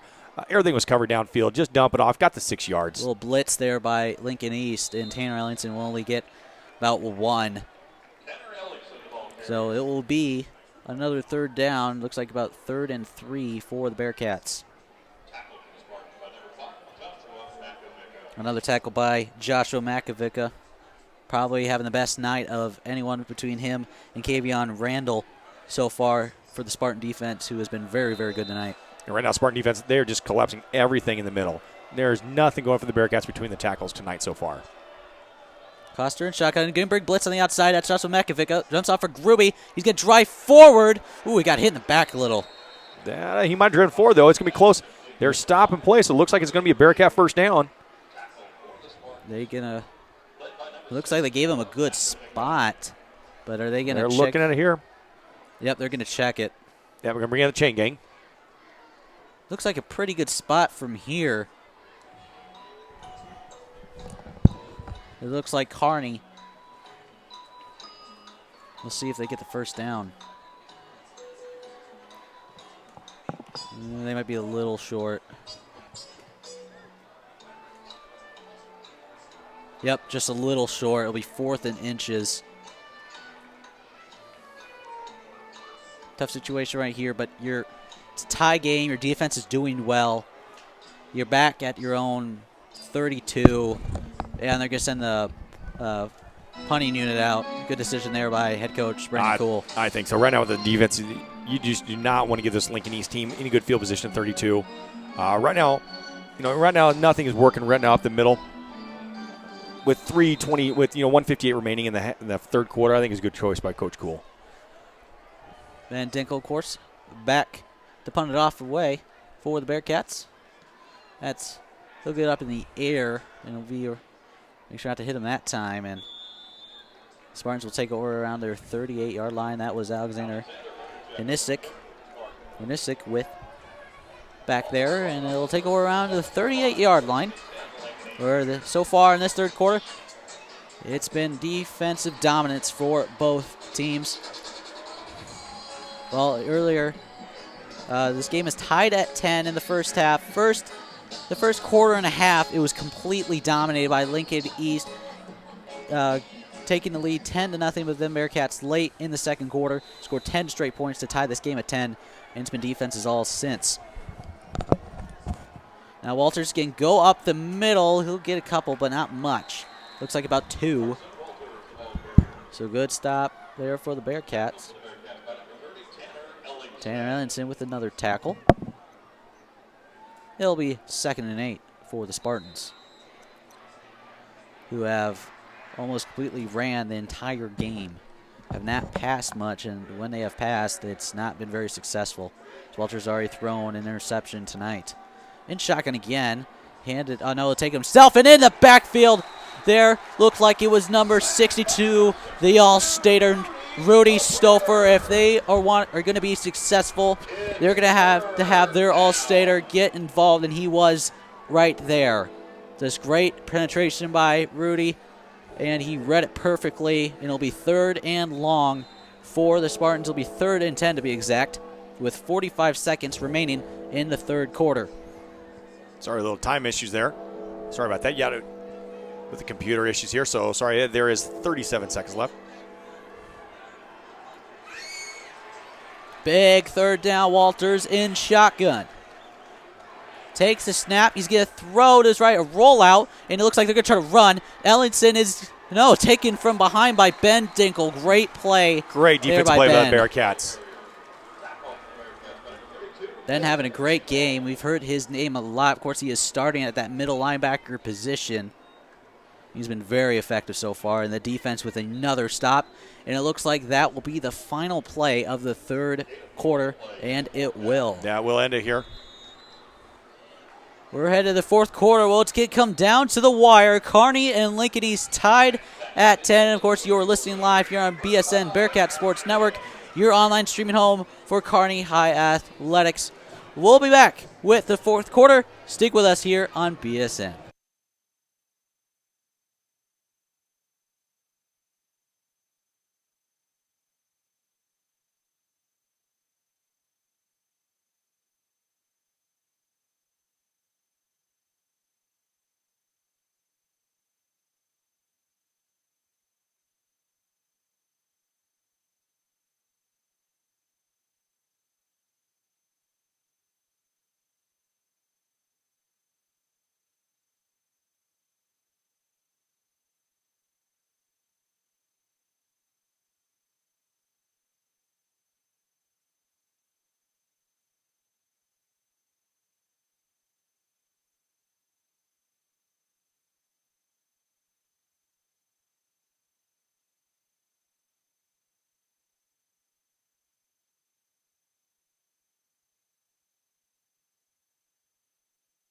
And we're back here live here at Ron Carrico Stadium in Kearney, Nebraska here on BSN.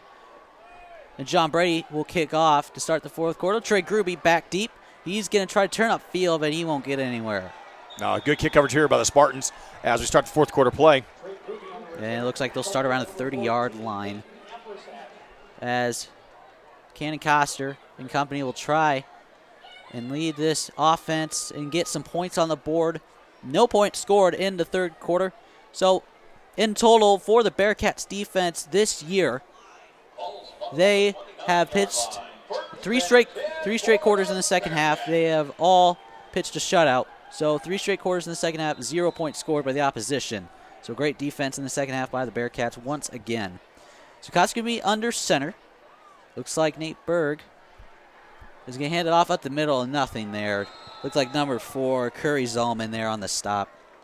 Just nothing all game for the Bearcats up the middle. Complete dominance by the interior linemen of Lincoln East. It looks like they're going to go no huddle once again. Of course, we are starting the fourth quarter. Game tied at 10. Got 11 and a half minutes left here in this football game. Coster in shotgun. And he's going to fake the handoff, roll to his left. He's going to throw. He's got a man. It looks like Benticle ball got popped out. And it's down the sideline. It looks like it will go out of bounds. Like it's a big break by the Bearcats. 2 Spartans were after it, but went out of bounds. I think with the good thing is the ball do it to go out of bounds. The bad thing is I do think we lost a few yards on that one there on the fumble. Be 3rd and 10. It looks like the helmet of the Lincoln East defender was perfectly placed where Dinkle had the ball in his hands. So just a good tackling for him that forced the fumble there. Yeah, it's all for the Spartans. Ball popped right out. Good play by the Lincoln East defender. At the end of the first quarter there, Lincoln Southeast 21, Lincoln Southwest 7. In a battle of 2 big, usually perennial Lincoln powers. Coster's going to be shotgun. He's going to look.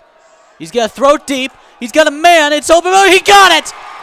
He will be dragged down at the 24 in a huge play for the Bearcats.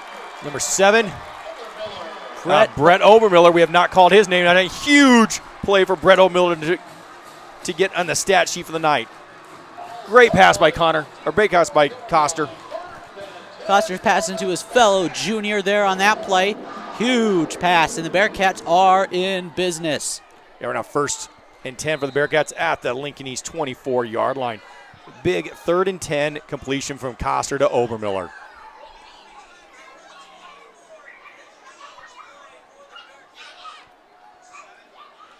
Coster in shotgun. Looks like Nate Berg to his left. He is going to keep it himself, fake the handoff, and he will get around 2. And it'll be 2nd and 8 from the Spartans' 22-yard line. They've had success so far passing, but just not much just rushing the ball, which is usually their staple here at Kearney High. But you got to adapt to situations to win. And here's Coster, drop back to pass. He's going to do another fade. He's got one in the corner. He got, is it a touchdown? It looks like interception. But there's a penalty flag on the play. Interception, Lincoln East, but penalty flag on the play. We'll see here. It might be another defensive pass interference call. And again, Kearney High benefited from one of these defensive pass interferences in the first half. Lincoln East is celebrating. And it looks like it's going to be a Lincoln East interception. So Lincoln East will decline that penalty. And it'll be, push off. Offensive pass interference, and Lincoln East will take over on the 20. And so it will result in an interception for Lincoln East. It was an offensive pass interference call. And we still have no points here in the second half with 10 minutes remaining in the football game. We are tied at 10. And the Spartans will start at their own 20. And that's actually the first miscue Coster's had in this season so far. He's been good, as we noticed, and he really has not made very many mistakes. He just kind of threw that up there. Walters on the read option is going to get, he's going to take it himself, and he's going to tackle only for about a gain of 2. Bearcat defense is really starting to stiffening on Walters. First half, he ran just pretty much at will against the Bearcat defense. Much, much better job by the big guys up front containing him. Kearney making some great adjustments in the locker room to come out here in the second half. They've tended to do that over the years, just some great adjustments to win the football games. And that explains making the playoffs 11 times in the last 12 seasons. Walters in shotgun. Greenwood to his left, but Walters keeping it for himself again, and he'll only get 2. Great read by the Bearcats. A little misdirection there by the Spartans. The Bearcats were at none of it. Another score here in the second quarter. Kearney Catholic 28, Grand Island Central Catholic 7. So Stars are up big there. Another big third down for the Spartans. 3rd and 8. We got the bell tolling here in Ron and Carroll Cope Stadium. Of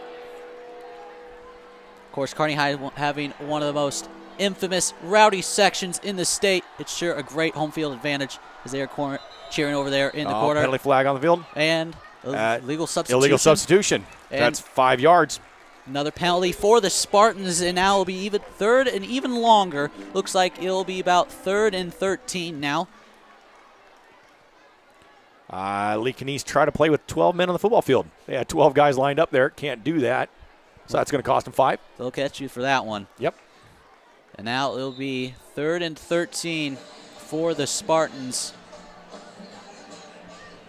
It'll be a long 3rd down right here. Almost a definite passing play coming up, but you can't be too careful. And score note there, the big game out of the Millard North 20, Millard West 14, the end of 3. Big game over there in Omaha. Walters going to go to his left. Rudy Still there looking. chasing him. Throw. He looks like it's incomplete, and it will. Yes. Good coverage there by the Bearcats secondary. It'll be 4th down for the Spartans. Another great defensive stop by the Bearcat defense. Pressure there by Rudy Stouffer, I think, hurried that pass a little bit. He just had to rifle that in. Great defense of the Bearcats. Brings up another 4th down, so Bearcats get their hands back on the ball. John Brady out there for another punt. It'll be Trey Gruby back for the Bearcats. Bearcats got some pressure on the last few punts. Ooh, and they did there. But they'll bounce around the 42. Gruby will get it. He will cut back, and he'll get back around the 42. There's not much there for Gruby. That ball kind of checked up on him. That allowed Spartans to get on it. But they will be in Lincoln East territory for their next possession. And hoping to lead this offense to some points. Yeah, right now. 4th quarter, 8:10 remaining. Defense, John checked in. This could be big right here. Bearcat ball at the 46-yard line. We get anything going and you punch it in for 6 right now. You really got to like the Bearcats if they can put this ball away. Get in for 6. Get in for 6. Looks like Berg might be in there in the backfield with Coster under center. Hands it off, and he'll get a few. Looks like only a couple. Tanner Ellenson, excuse me. Well, yards are just hard to come by up the middle. Both teams are just stiffening on defense. Not much going on. The only really big play this whole second half was that pass play to, was that Ellingson? Right, Obermiller. Obermiller was the only pass play. Really, any yards for both teams. Ellenson still in there at running back. Marlette. In motion to the right. And Costner under center. He's going to do a fake pitch, but hand it off to Ellingson on the opposite side. And he will only get a couple. Looks like 2. Just nothing going in the interior right now for either team. I'm really surprised there we did not go run outside because just, again, nothing's rooming up. Coach Cool has been very successful his years here, so not going to second guess him. He's probably trying to set something up. You know, football is like a chess match. Set something up, bring it inside, and hopefully bounce something outside or a pass play. I had a chance to interview him this week, and he told me that they are going to run the ball until they stop, in which they have this week, and they're going to run the ball and then open up the passing game, and they've been successful so far this game. They're going to set Brant Barth in motion. Coster drops back, look to his left, pressured, going to roll out to the right. He's looked downfield. He's got no one. He's just going to throw it away. Good decision there by Coster, not forcing anything. It'll be another 4th down. Yeah, so bring the punt team on. Don't force anything in there.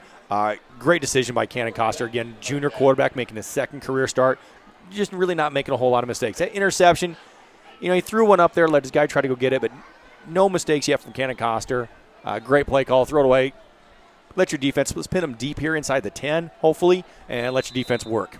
Now, coming into this year, it was a toss-up for the quarterback position between Cannon Coster and Ryan Koski, but when I asked Coach Cooler this week, he said that they liked Koski. He's the quarterback, but of the defense, and they felt Cannon would do a great job, so they slotted them accordingly, and it looks like a great punt, but it will go a little far into the end zone for a touchback, and the Spartans will take the field at the 20-yard line, where the defense has been exceptional so far in the second half. No points scored, as we are still held at 10 apiece.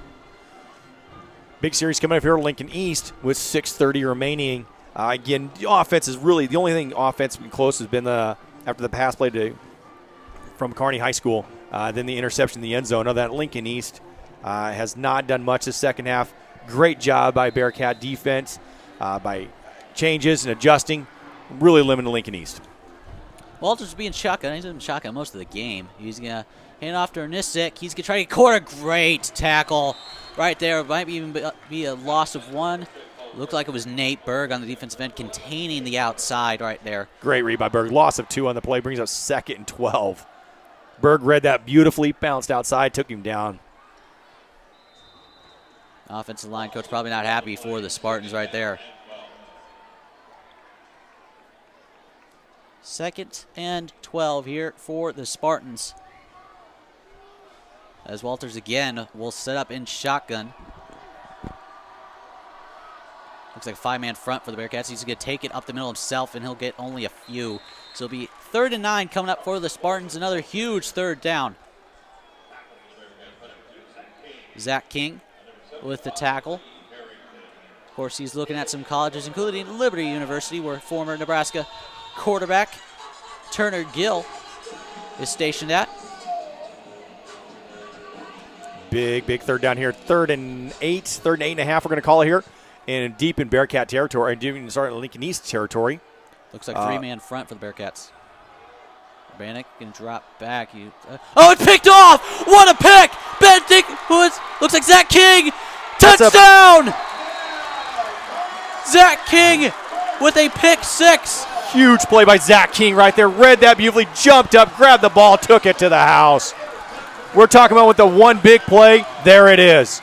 There it is, Bearcat fans. That's the one big play we've been waiting for. Zach King. Been calling his name all night long. Having a great night defensively. It's his 2nd interception of the season. They've both been huge interceptions last week. With under a minute to go in the game, he had the game-stealing interception against GI, and now with a pick 6.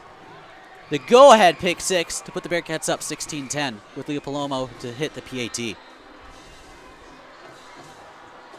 4 for 4 on the year is Leo Palomo on PATs. Snap is good, hold is good, kick is good. Zach King with a pick 6 to put the Bearcats up 17-0. You are watching live here on BSN. We'll be right back. Stick with us.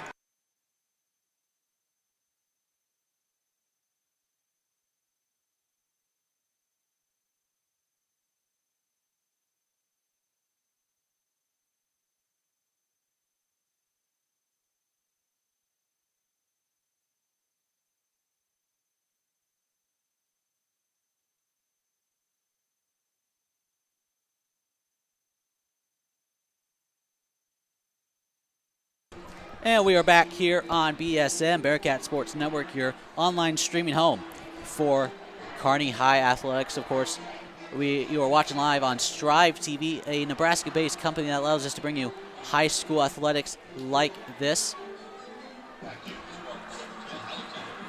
And now, after a pick 6 by Zach King, his 2nd interception of the year, the Bearcats will kick off to Lincoln East, as they now have a 17-10 lead with only 5:07 left here in this ball game.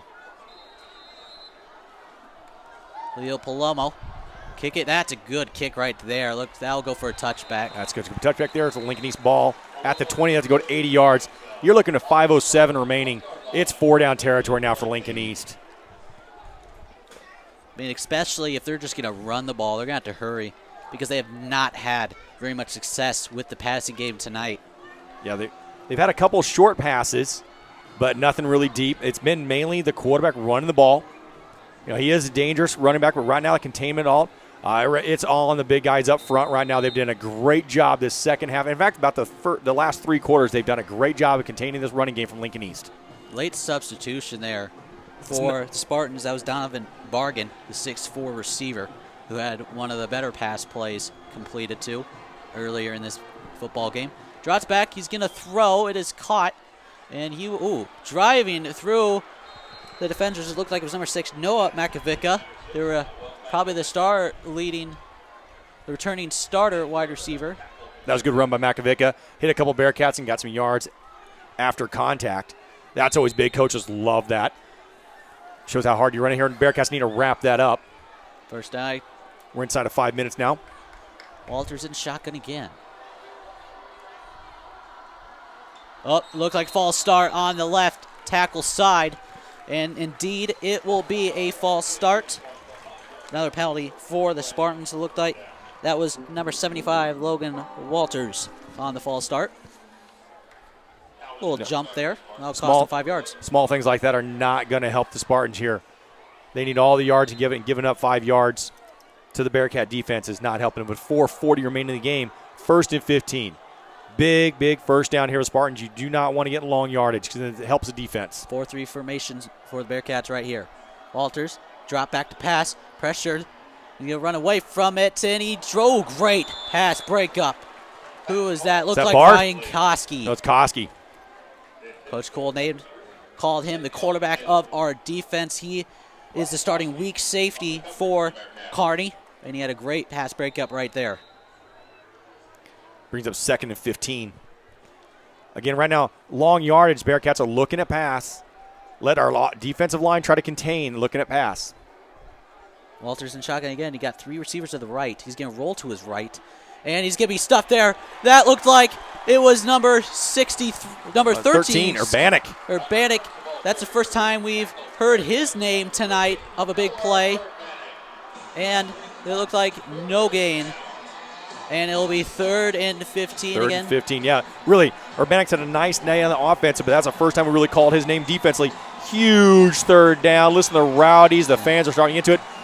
Lincoln East is probably lucky they're on the opposite side of the Rowdies right now, because if not, it would be really loud for these guys. People standing up for this 3rd down. Again, this is probably 4th down territory as they're down 17-10 with 3:45 left in this football game. Walters in shotgun, takes a snap, drops back, look to his left. Pressured there by Robinson. And Robinson will take him down. Huge Bearcat sack by Joaquin Robinson. A lot of pressure. First time his name's been called tonight, but it is a huge one. 4th down, you got to have a punt. Lincoln East is all right. They've got to punt the ball away. 3.5 minutes to go. So it looks like you're at 4th and 22.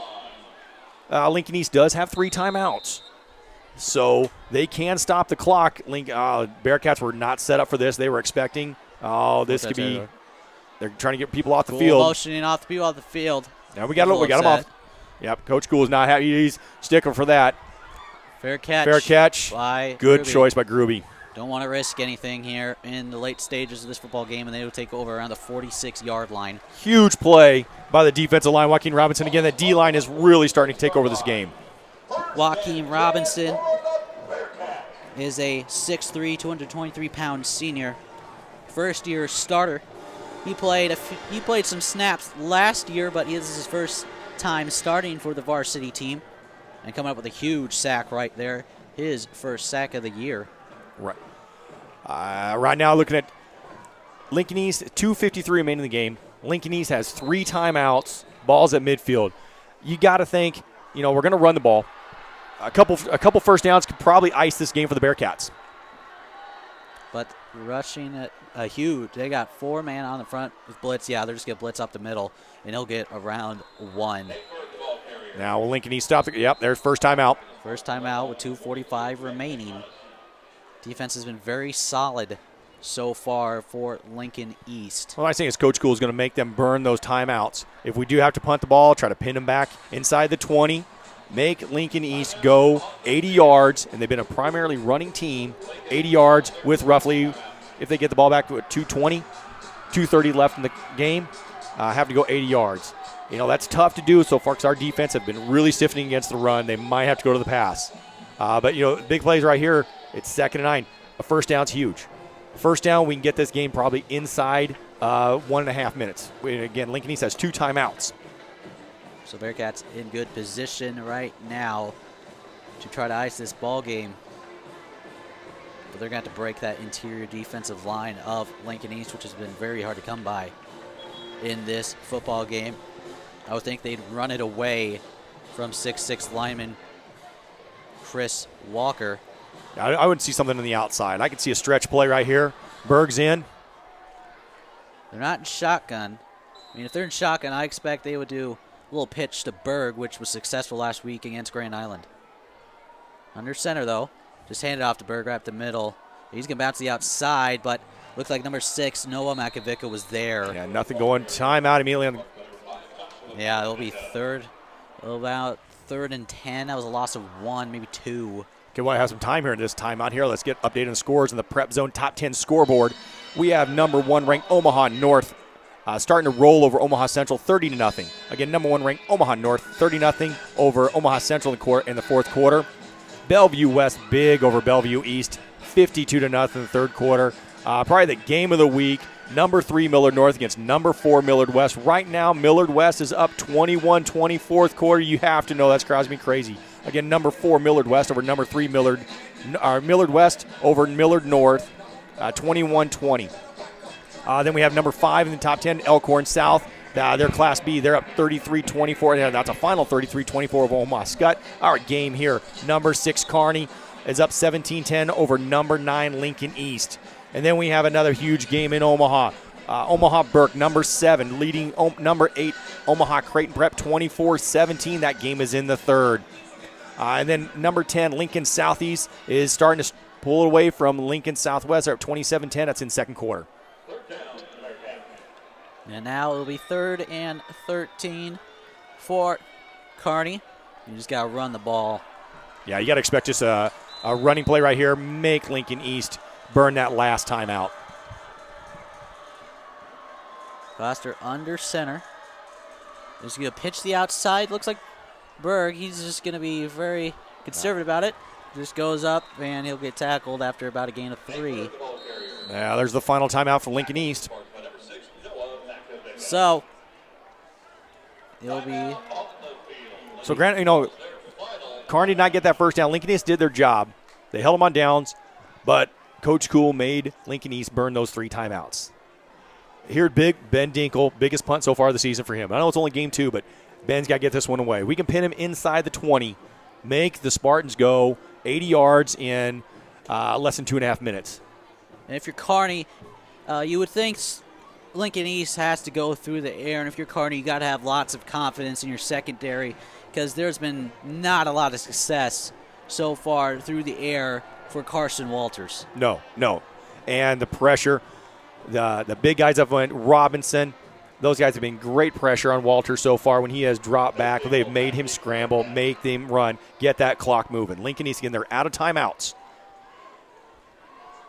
Ben Dinkle, of course, will be punting away to, it looks like, number 34, Brandon Goodyear.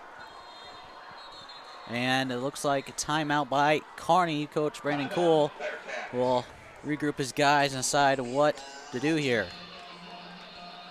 All right, Coach Cool wanted to take a seat, take a look at what Lincoln East was going to line up to do. Might be telling Ben, if Ben knows any kind of directional kicking, to kick it a certain way. Don't let them get a chance to return. Ball hits the turf. We can run a few more seconds off. 5-6 more seconds. That could be a huge 5 or 6 seconds for Lincoln East. They've got to go. You just want to contain them. Don't let him outside. We're going to hear a few more scores here at the end of third quarter. Kearney Catholic 28, Grand Island Central Catholic 7. So it looks like Kearney Catholic is well on the way to going 2-0 on the season. And again, you are listening live or watching live here on BSN Bearcat Sports Network, your online streaming home of Kearney High Athletics. And it's on Strive TV, allowing us to cover high school athletics, including this great matchup between Lincoln East and Kearney. So Dinkle will be on to kick it away for the Bearcats with it looks like Brandon Goodyear far back for the Spartans. Snap is good. Pressure there by Lincoln East. They went after it. Good punt there. Brandon Goodyear gets around a couple, but he'll get a few yards. Maybe 5 or 6 Bearcats around it, but he got probably 8 or 9 yards. He'll be there at the 25. Yeah, Lincoln East definitely went after Dinkle on that one. That may be a good sign for the Bearcats there. Maybe if they're going for a block, maybe they're a little more apprehensive about what their offense can do. Their coach maybe had a little more confidence in going for the block than what their offense can. They can move 75 yards. Again, this is absolutely 4-down territory. Huge sack would be big right now for the Bearcats. 2:17 left. This is probably the final possession for Lincoln East unless they can tie this football game. All right, Bearcats get it. They can probably kneel on the ball. Walters can drop out, looked his left, and it's completed to Donovan Bargan, and he'll get a first down, and you can't take your time here. They got to go no huddle. The clock will stop, though, because of the chain gang moving into new position. Donovan Bargan, most successful wide receiver tonight for the Spartans. But again, he's a tough guy to cover. Right, he's a big guy. 195 Yeah, 6'4" pounds. frame out there. He's using that real well. He's going to throw it deep. It looks like overthrown, and it is. Looked like the tender receiver is number 2, Jack Kurtenbach. Yeah, well covered there. Who's at 15 and 11? Bearcats, they had him double teamed, well read. That was Noah Arendado And Nate Berg. Nate Berg. And a lot of pressure right now in the Bearcat secondary. They've had very much success tonight in the secondary for the Bearcats. Drop back, looks to his right is Walters. He's got time, going to throw it downfield, and it's just short, in and out of the hands. Hit the turf, then out of his hands. And the tender receiver is Noah Makovica, and it will be 3rd and 10. 3rd and 10 here. I'm shocked they're going for big. On 1st and 2nd down, they've gone big yardage here. I mean, I don't think you should go big yardage. You got 1:56 left. You got Right. plenty of time. Right. Now you're looking to probably some yardage for Lincoln East. Get what you can. You know, if you have to get 5-6 yards, they can do that, make it a more manageable 4th down. Walters in shotgun. Crowd starting to come to their feet here. This is a big 3rd down. Big last 2 downs here for Lincoln East. Looks to his right, but now to his left. Pressure to get a throw downfield, and it'll be out of bounds. Good coverage there.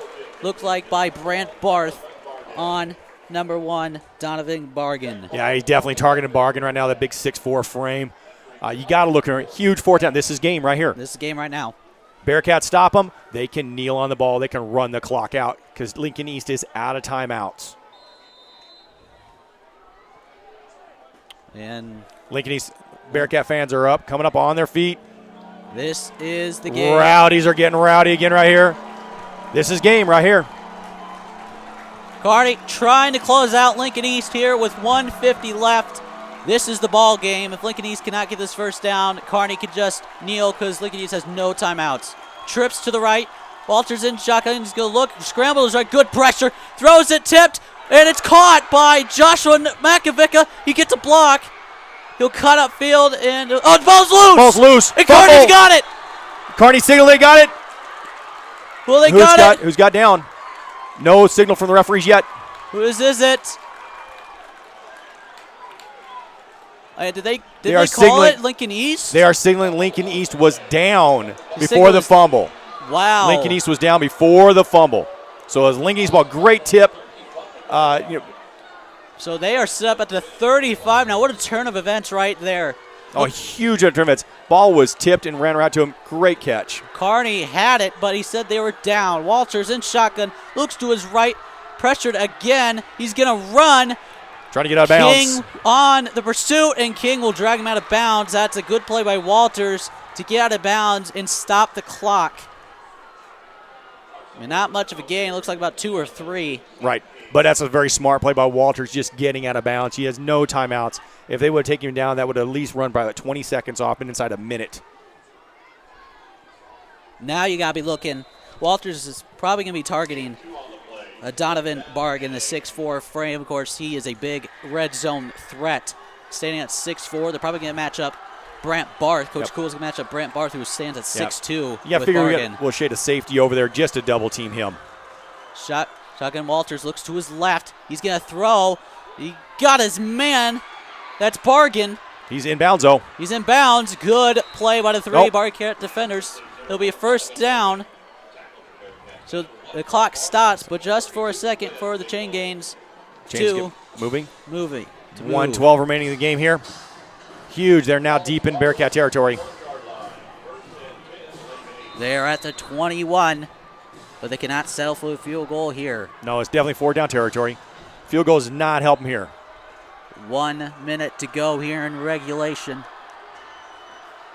Lincoln East in the red zone trying to tie up this ball game. Walters looks to his right to get throw a fade, and it'll be overthrown. Good defensive coverage there by Noah Arendando, the senior cornerback.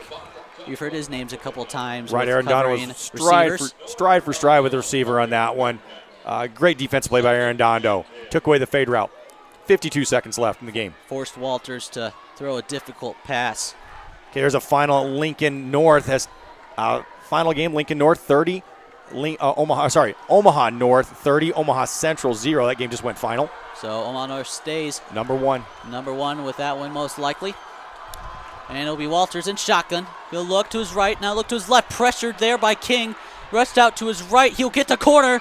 He's kept going. He'll get a first down. Carson Walters using his feet to get the first down there. And Lincoln East looks like it will be a first down, maybe first and goal. Looks like we're right at the 10. It is first and goal right at the 10-yard line. All right, so Pay dirt right here. 45 seconds. 10 yards. Getting the minds of last week, the big defensive stop in the goal line against Grand Island last week. Bearcats held on 4th and 2. Got check time right here for the Bearcat defense. Walters, look at the pass. Fade route in the corner. It is caught. Caught, touchdown. Touchdown. Sabian Taylor with 38 seconds remaining catches a touchdown, and Lincoln East is an extra point away from tying this football game. I mean, you got to give credit to Carson Walters right there. Perfectly placed ball. Absolutely. There's not much the defense could have done to pass interference. Around the corner, right over the shoulder. Great pass by Walters. It was an over-the-shoulder catch, perfectly placed, and they are 1 point away. Confusion there, looks like, on the extra point unit for the Spartans. Now this gets big here. Getting extra points are never always guaranteed in high school football. No. And look what we got here. Timeout Kearney. Timeout Kearney. Must be some confusion on Yeah. Kearney. Coach Cool wants to make sure his defense lined up. An impressive drive by Lincoln East and Walters. He hasn't been passing much. When he did, he put it on his spot. Big play was big reception by Joshua Makovica, who went down to around the 21-yard line. He lost the ball. Kearney recovered, but the referees marked that Lincoln East was down, so they kept the ball. And, of course, Davion Taylor with the touchdown reception to put Lincoln East within 1. Again, it has a huge 4th and 10 conversion for Lincoln East. Ball game on the line. Here it is, extra point with 38 seconds remaining. John Brady on the PAT attempt.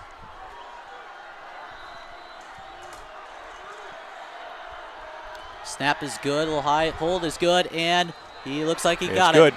And this game is tied at 17. Sabian Taylor with a 10-yard touchdown reception to tie this game here against Kearney. You're watching live here on BSN. We'll take a quick break. When we come back, the Bearcats receive the ball with 38 seconds to go in the game. Stick with us here on BSN.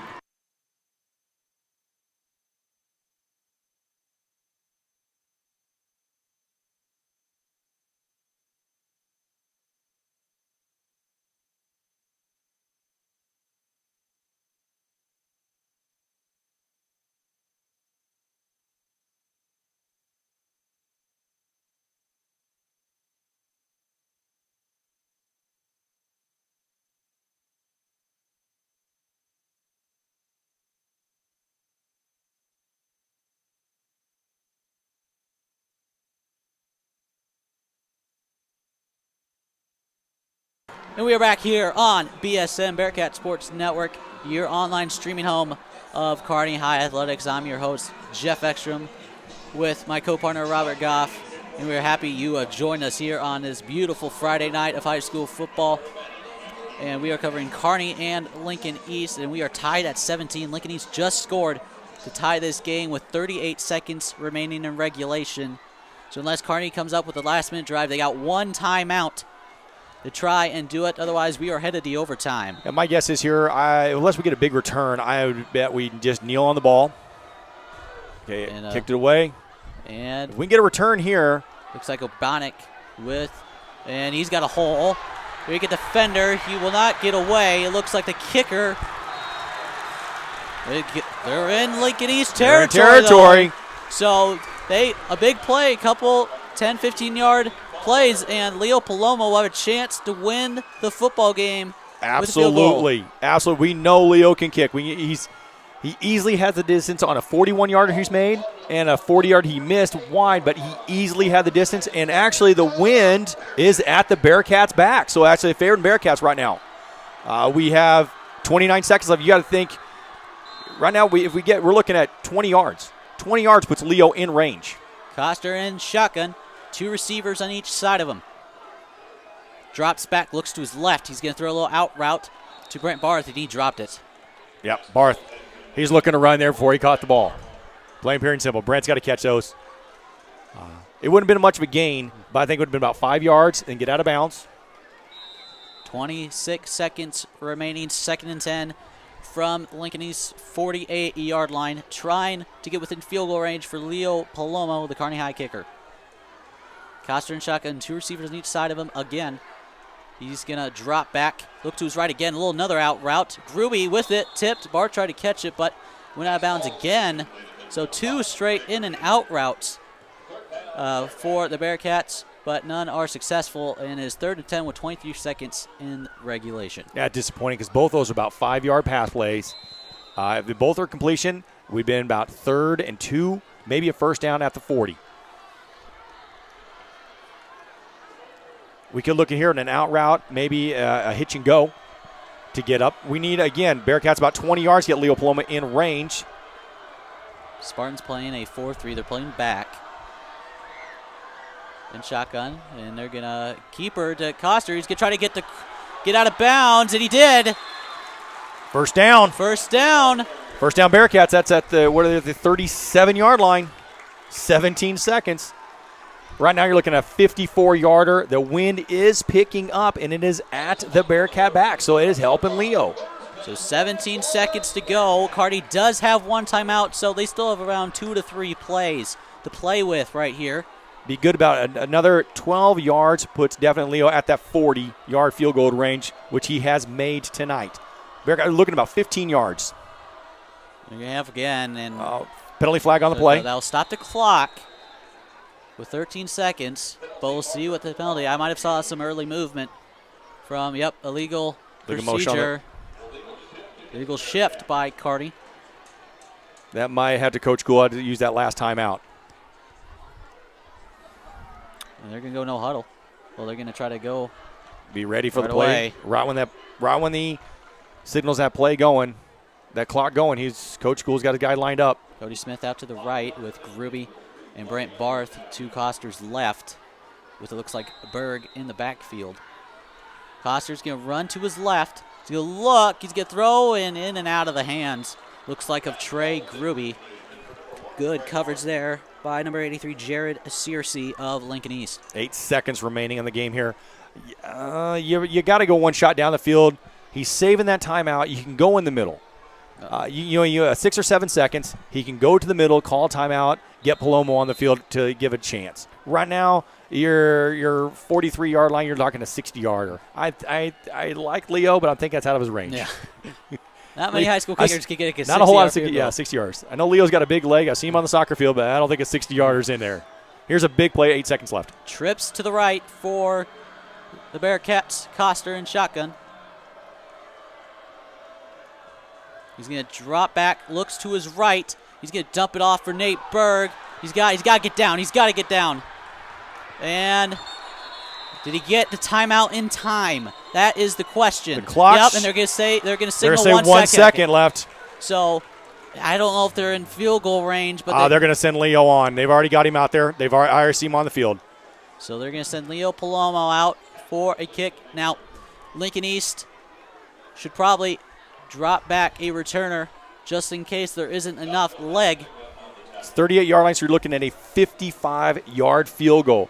Again, Leo, he hit one from 41. He missed from 40, but both of them definitely had the distance, and now he has the wind to his back. When he hit both of those, there was really no wind. Wind has a little bit, not a whole lot, but what there is will help Kearney. So it looks like it'll be around a 55, 56-yard field goal.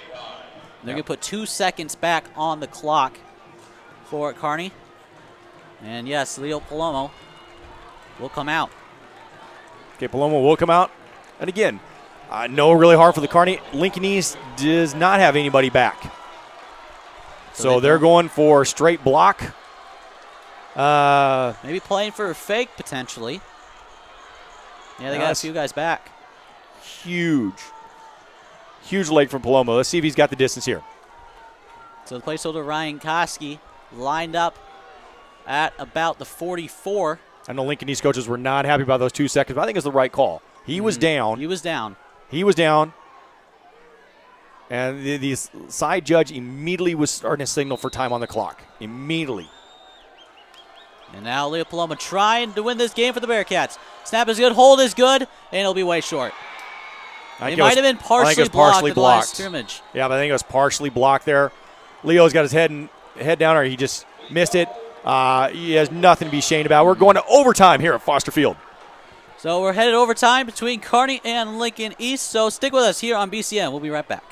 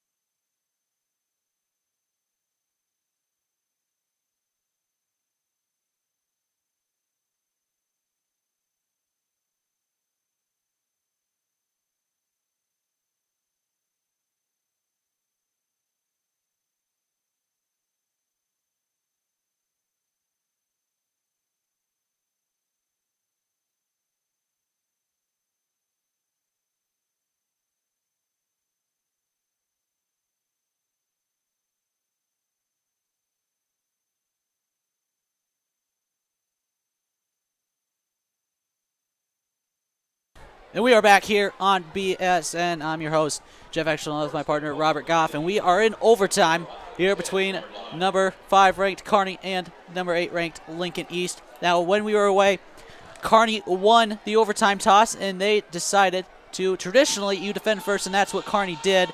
So Lincoln East will take offense while Bearcats take defense first, and then we'll flip-flop after the possession is over.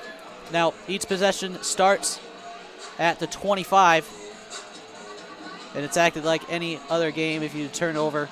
So if you turn over, Bearcats will have a chance to end it. Yeah, turnover is huge right here, especially with the way Leo is hitting the ball. I think he just tried to overhit that last one instead of just trying to swing through. Can't blame it. The kids had a great start of the year so far.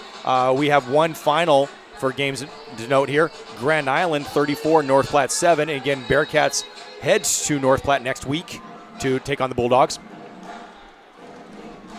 North Platte Bulldogs kind of a mini rivalry, but not as big as Grand Island.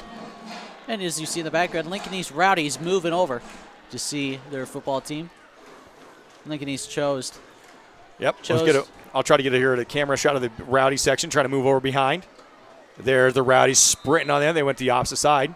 Since Lincoln East lost the possession toss, they want the winds at their back, so the Kearney High Rowdies might not be near them. Again, the clock is off. It is just straight possession at the 10-yard line. Each team gets one 10, possession. Correct. It's a little different in high school than in college. And Walters in back. He's getting handed off, and he'll get like no gain, looks like. Looks like that was number 10, Alexander Hernisik, who's been the main ball carrier this evening for the Spartans. Haven't heard a lot about Max White, who's the backup quarterback this year. He was a starting quarterback last year but was injured, so Carson Walters took over and he has seized the job. And again, Walters, early in the game, he definitely led the East Spartans with his legs, and late in the game here, definitely with his arm. So Walters in shotgun. Sends A2 in motion to go look to his right. Faded up, bargain, and it's batted away by Brant Barth. Great play by Barth there, batting the ball away. Barth used that big 6'4" frame. Barth went up there and just kind of swatted away. Nice job by Brant Barth. Brings up a big third down. And that's the situation that I would think Coach Cool would want. More and more of the Rowdies start to stream over behind. I'm actually surprised that they are not into the bleachers. I'll swing the camera over here. There's the Rowdies starting to fill up on that north end zone. I'm really surprised they're not behind the bleachers. I see Steve Hampton there. Helps us out at Kearney High School. I wonder if he kind of stopped him. They're starting to balance him down. 3rd and 10. 2 receivers on each side to Walters in shotgun. Motion is in. Sabian Taylor, who got the game-tying touchdown, rolls to his right, looks to his right. He's going to throw. Intercepted. Is that Barth? Yes, it is. Yeah, Brant Barth. What a game, Brant Barth. I mean, right now, Kearney High punches think Brant Barth is easily player of the game. 2 interception. Barth read that beautifully, went up, got it.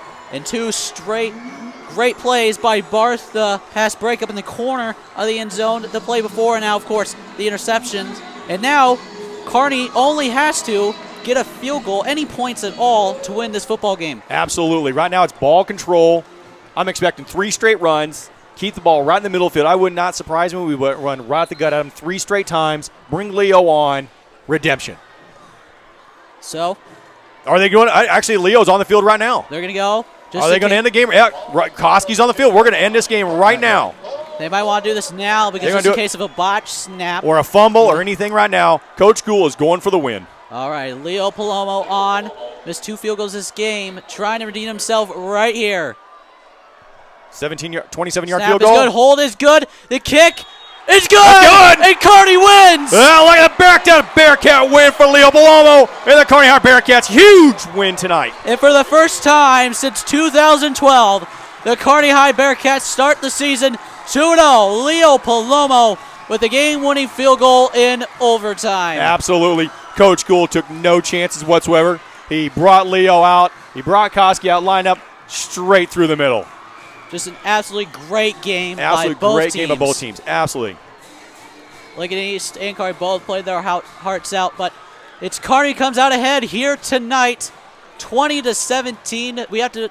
Has to be decided in overtime, where again Leo Palomo hits a game-winning field goal to send the Bearcats to 2-0 for the first time since 2012. And for the Spartans, they still have not started the season 2-0 since 2006. Yep. We're going to keep the cameras running here while their players have a great congratulatory line. Lincoln East showing great class here. That's a tough loss for Lincoln East. They played so well. That first quarter and a half, they completely dominated the game. With 8 minutes left in the first quarter, Kearney High had 6 offensive snaps and no first downs. To come away with this win is huge for the Bearcats. They're down there. Coach School's at the end zone celebrating with the fans. All right, sorry, celebrating the team. I'm going to swing over. There's the Rowdies. And you have to give a lot of credit to the coaching staff because most of the first half, again, Lincoln East was completely dominating this football game, got a late score, got momentum going into the second half. The coaching staff made adjustments, and they just came out and won this hard-fought game. Leo Paloma hitting a game-winning field goal. And you see over there the Rowdies right over there by the Bearcat locker room entrance. Yeah, just cheering for their team right there. That's going to be quite the crowd. Going to greet these players. They come off the field. Coach Cool's going to have a little talk with them.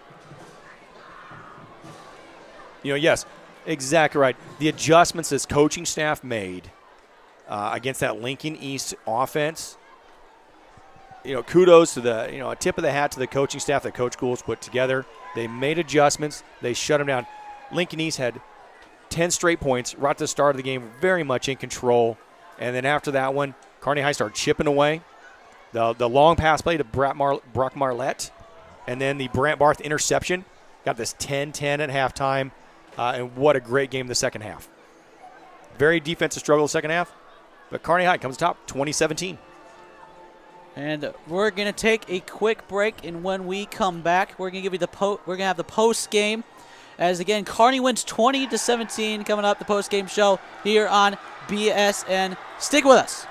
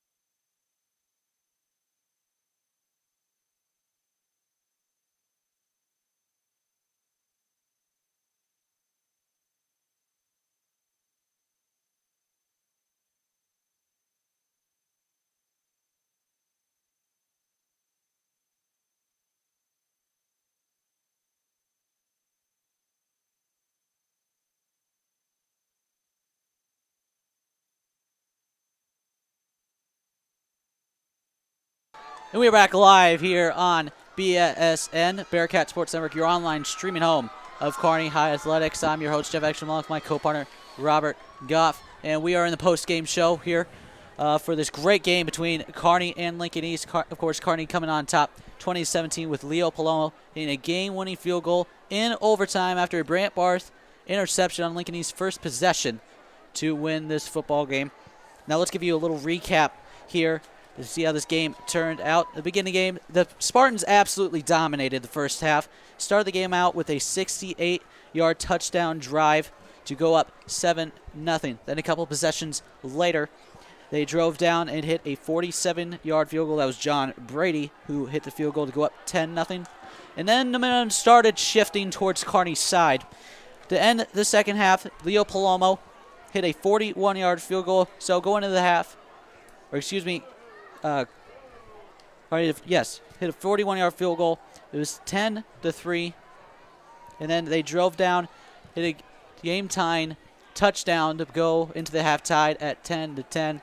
In the second half, that's when the defenses took over. Right, very impressive drive by Lincoln East to tie the game at the end here.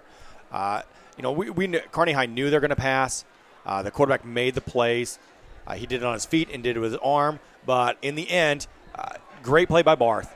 Right now, definitely player of the game, Brant Barth. One too many plays with the Bearcats and the Bearcat defense.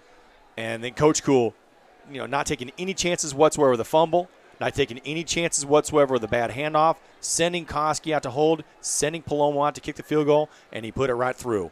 2017 Kearney High School, they're 2-0 on the season. And next week we are heading to North Platte.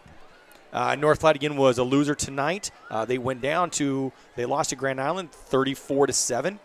So looking at the scores, trying to compare scores right now, Kearney High is looking good right now to start the season 3-0. But anytime you go on the road at North Platte, at Grand Island, any of our rivalry games, it's going to be a good game. Now the good situation for Kearney that they've already had a road game in a hostile place in GI, their biggest rival. So they have that under their belt. So they will try to move on to 3-0 next week as they head to North Platte. While for Lincoln East, after a tough loss here, they go back home and will host Lincoln Southeast in a battle of Lincoln schools. And to wrap up the recap, it was tied 10-10 at the end of the first half. Then a pick six by Zach King, his second interception of the season. He returned it for about 30 yards to put the Bearcats up 17-10. Then with 38 seconds remaining, the Lincoln East drove down the field, and Donovan Bargan with a 10-yard touchdown reception to tie this game up at 17. And then, of course, in overtime, the interception. Then the second interception tonight, Brant Barth, to set up the game-winning field goal by Leo Palomo. Yep. Okay, and now we're going to wrap it up here for our first game of Bearcat Sports Network. It's been a great time. Jeff Ekstrom, his first game, did an incredible job. Again, Bearcats here, 2017 over Lincoln East. Jeff, any last words?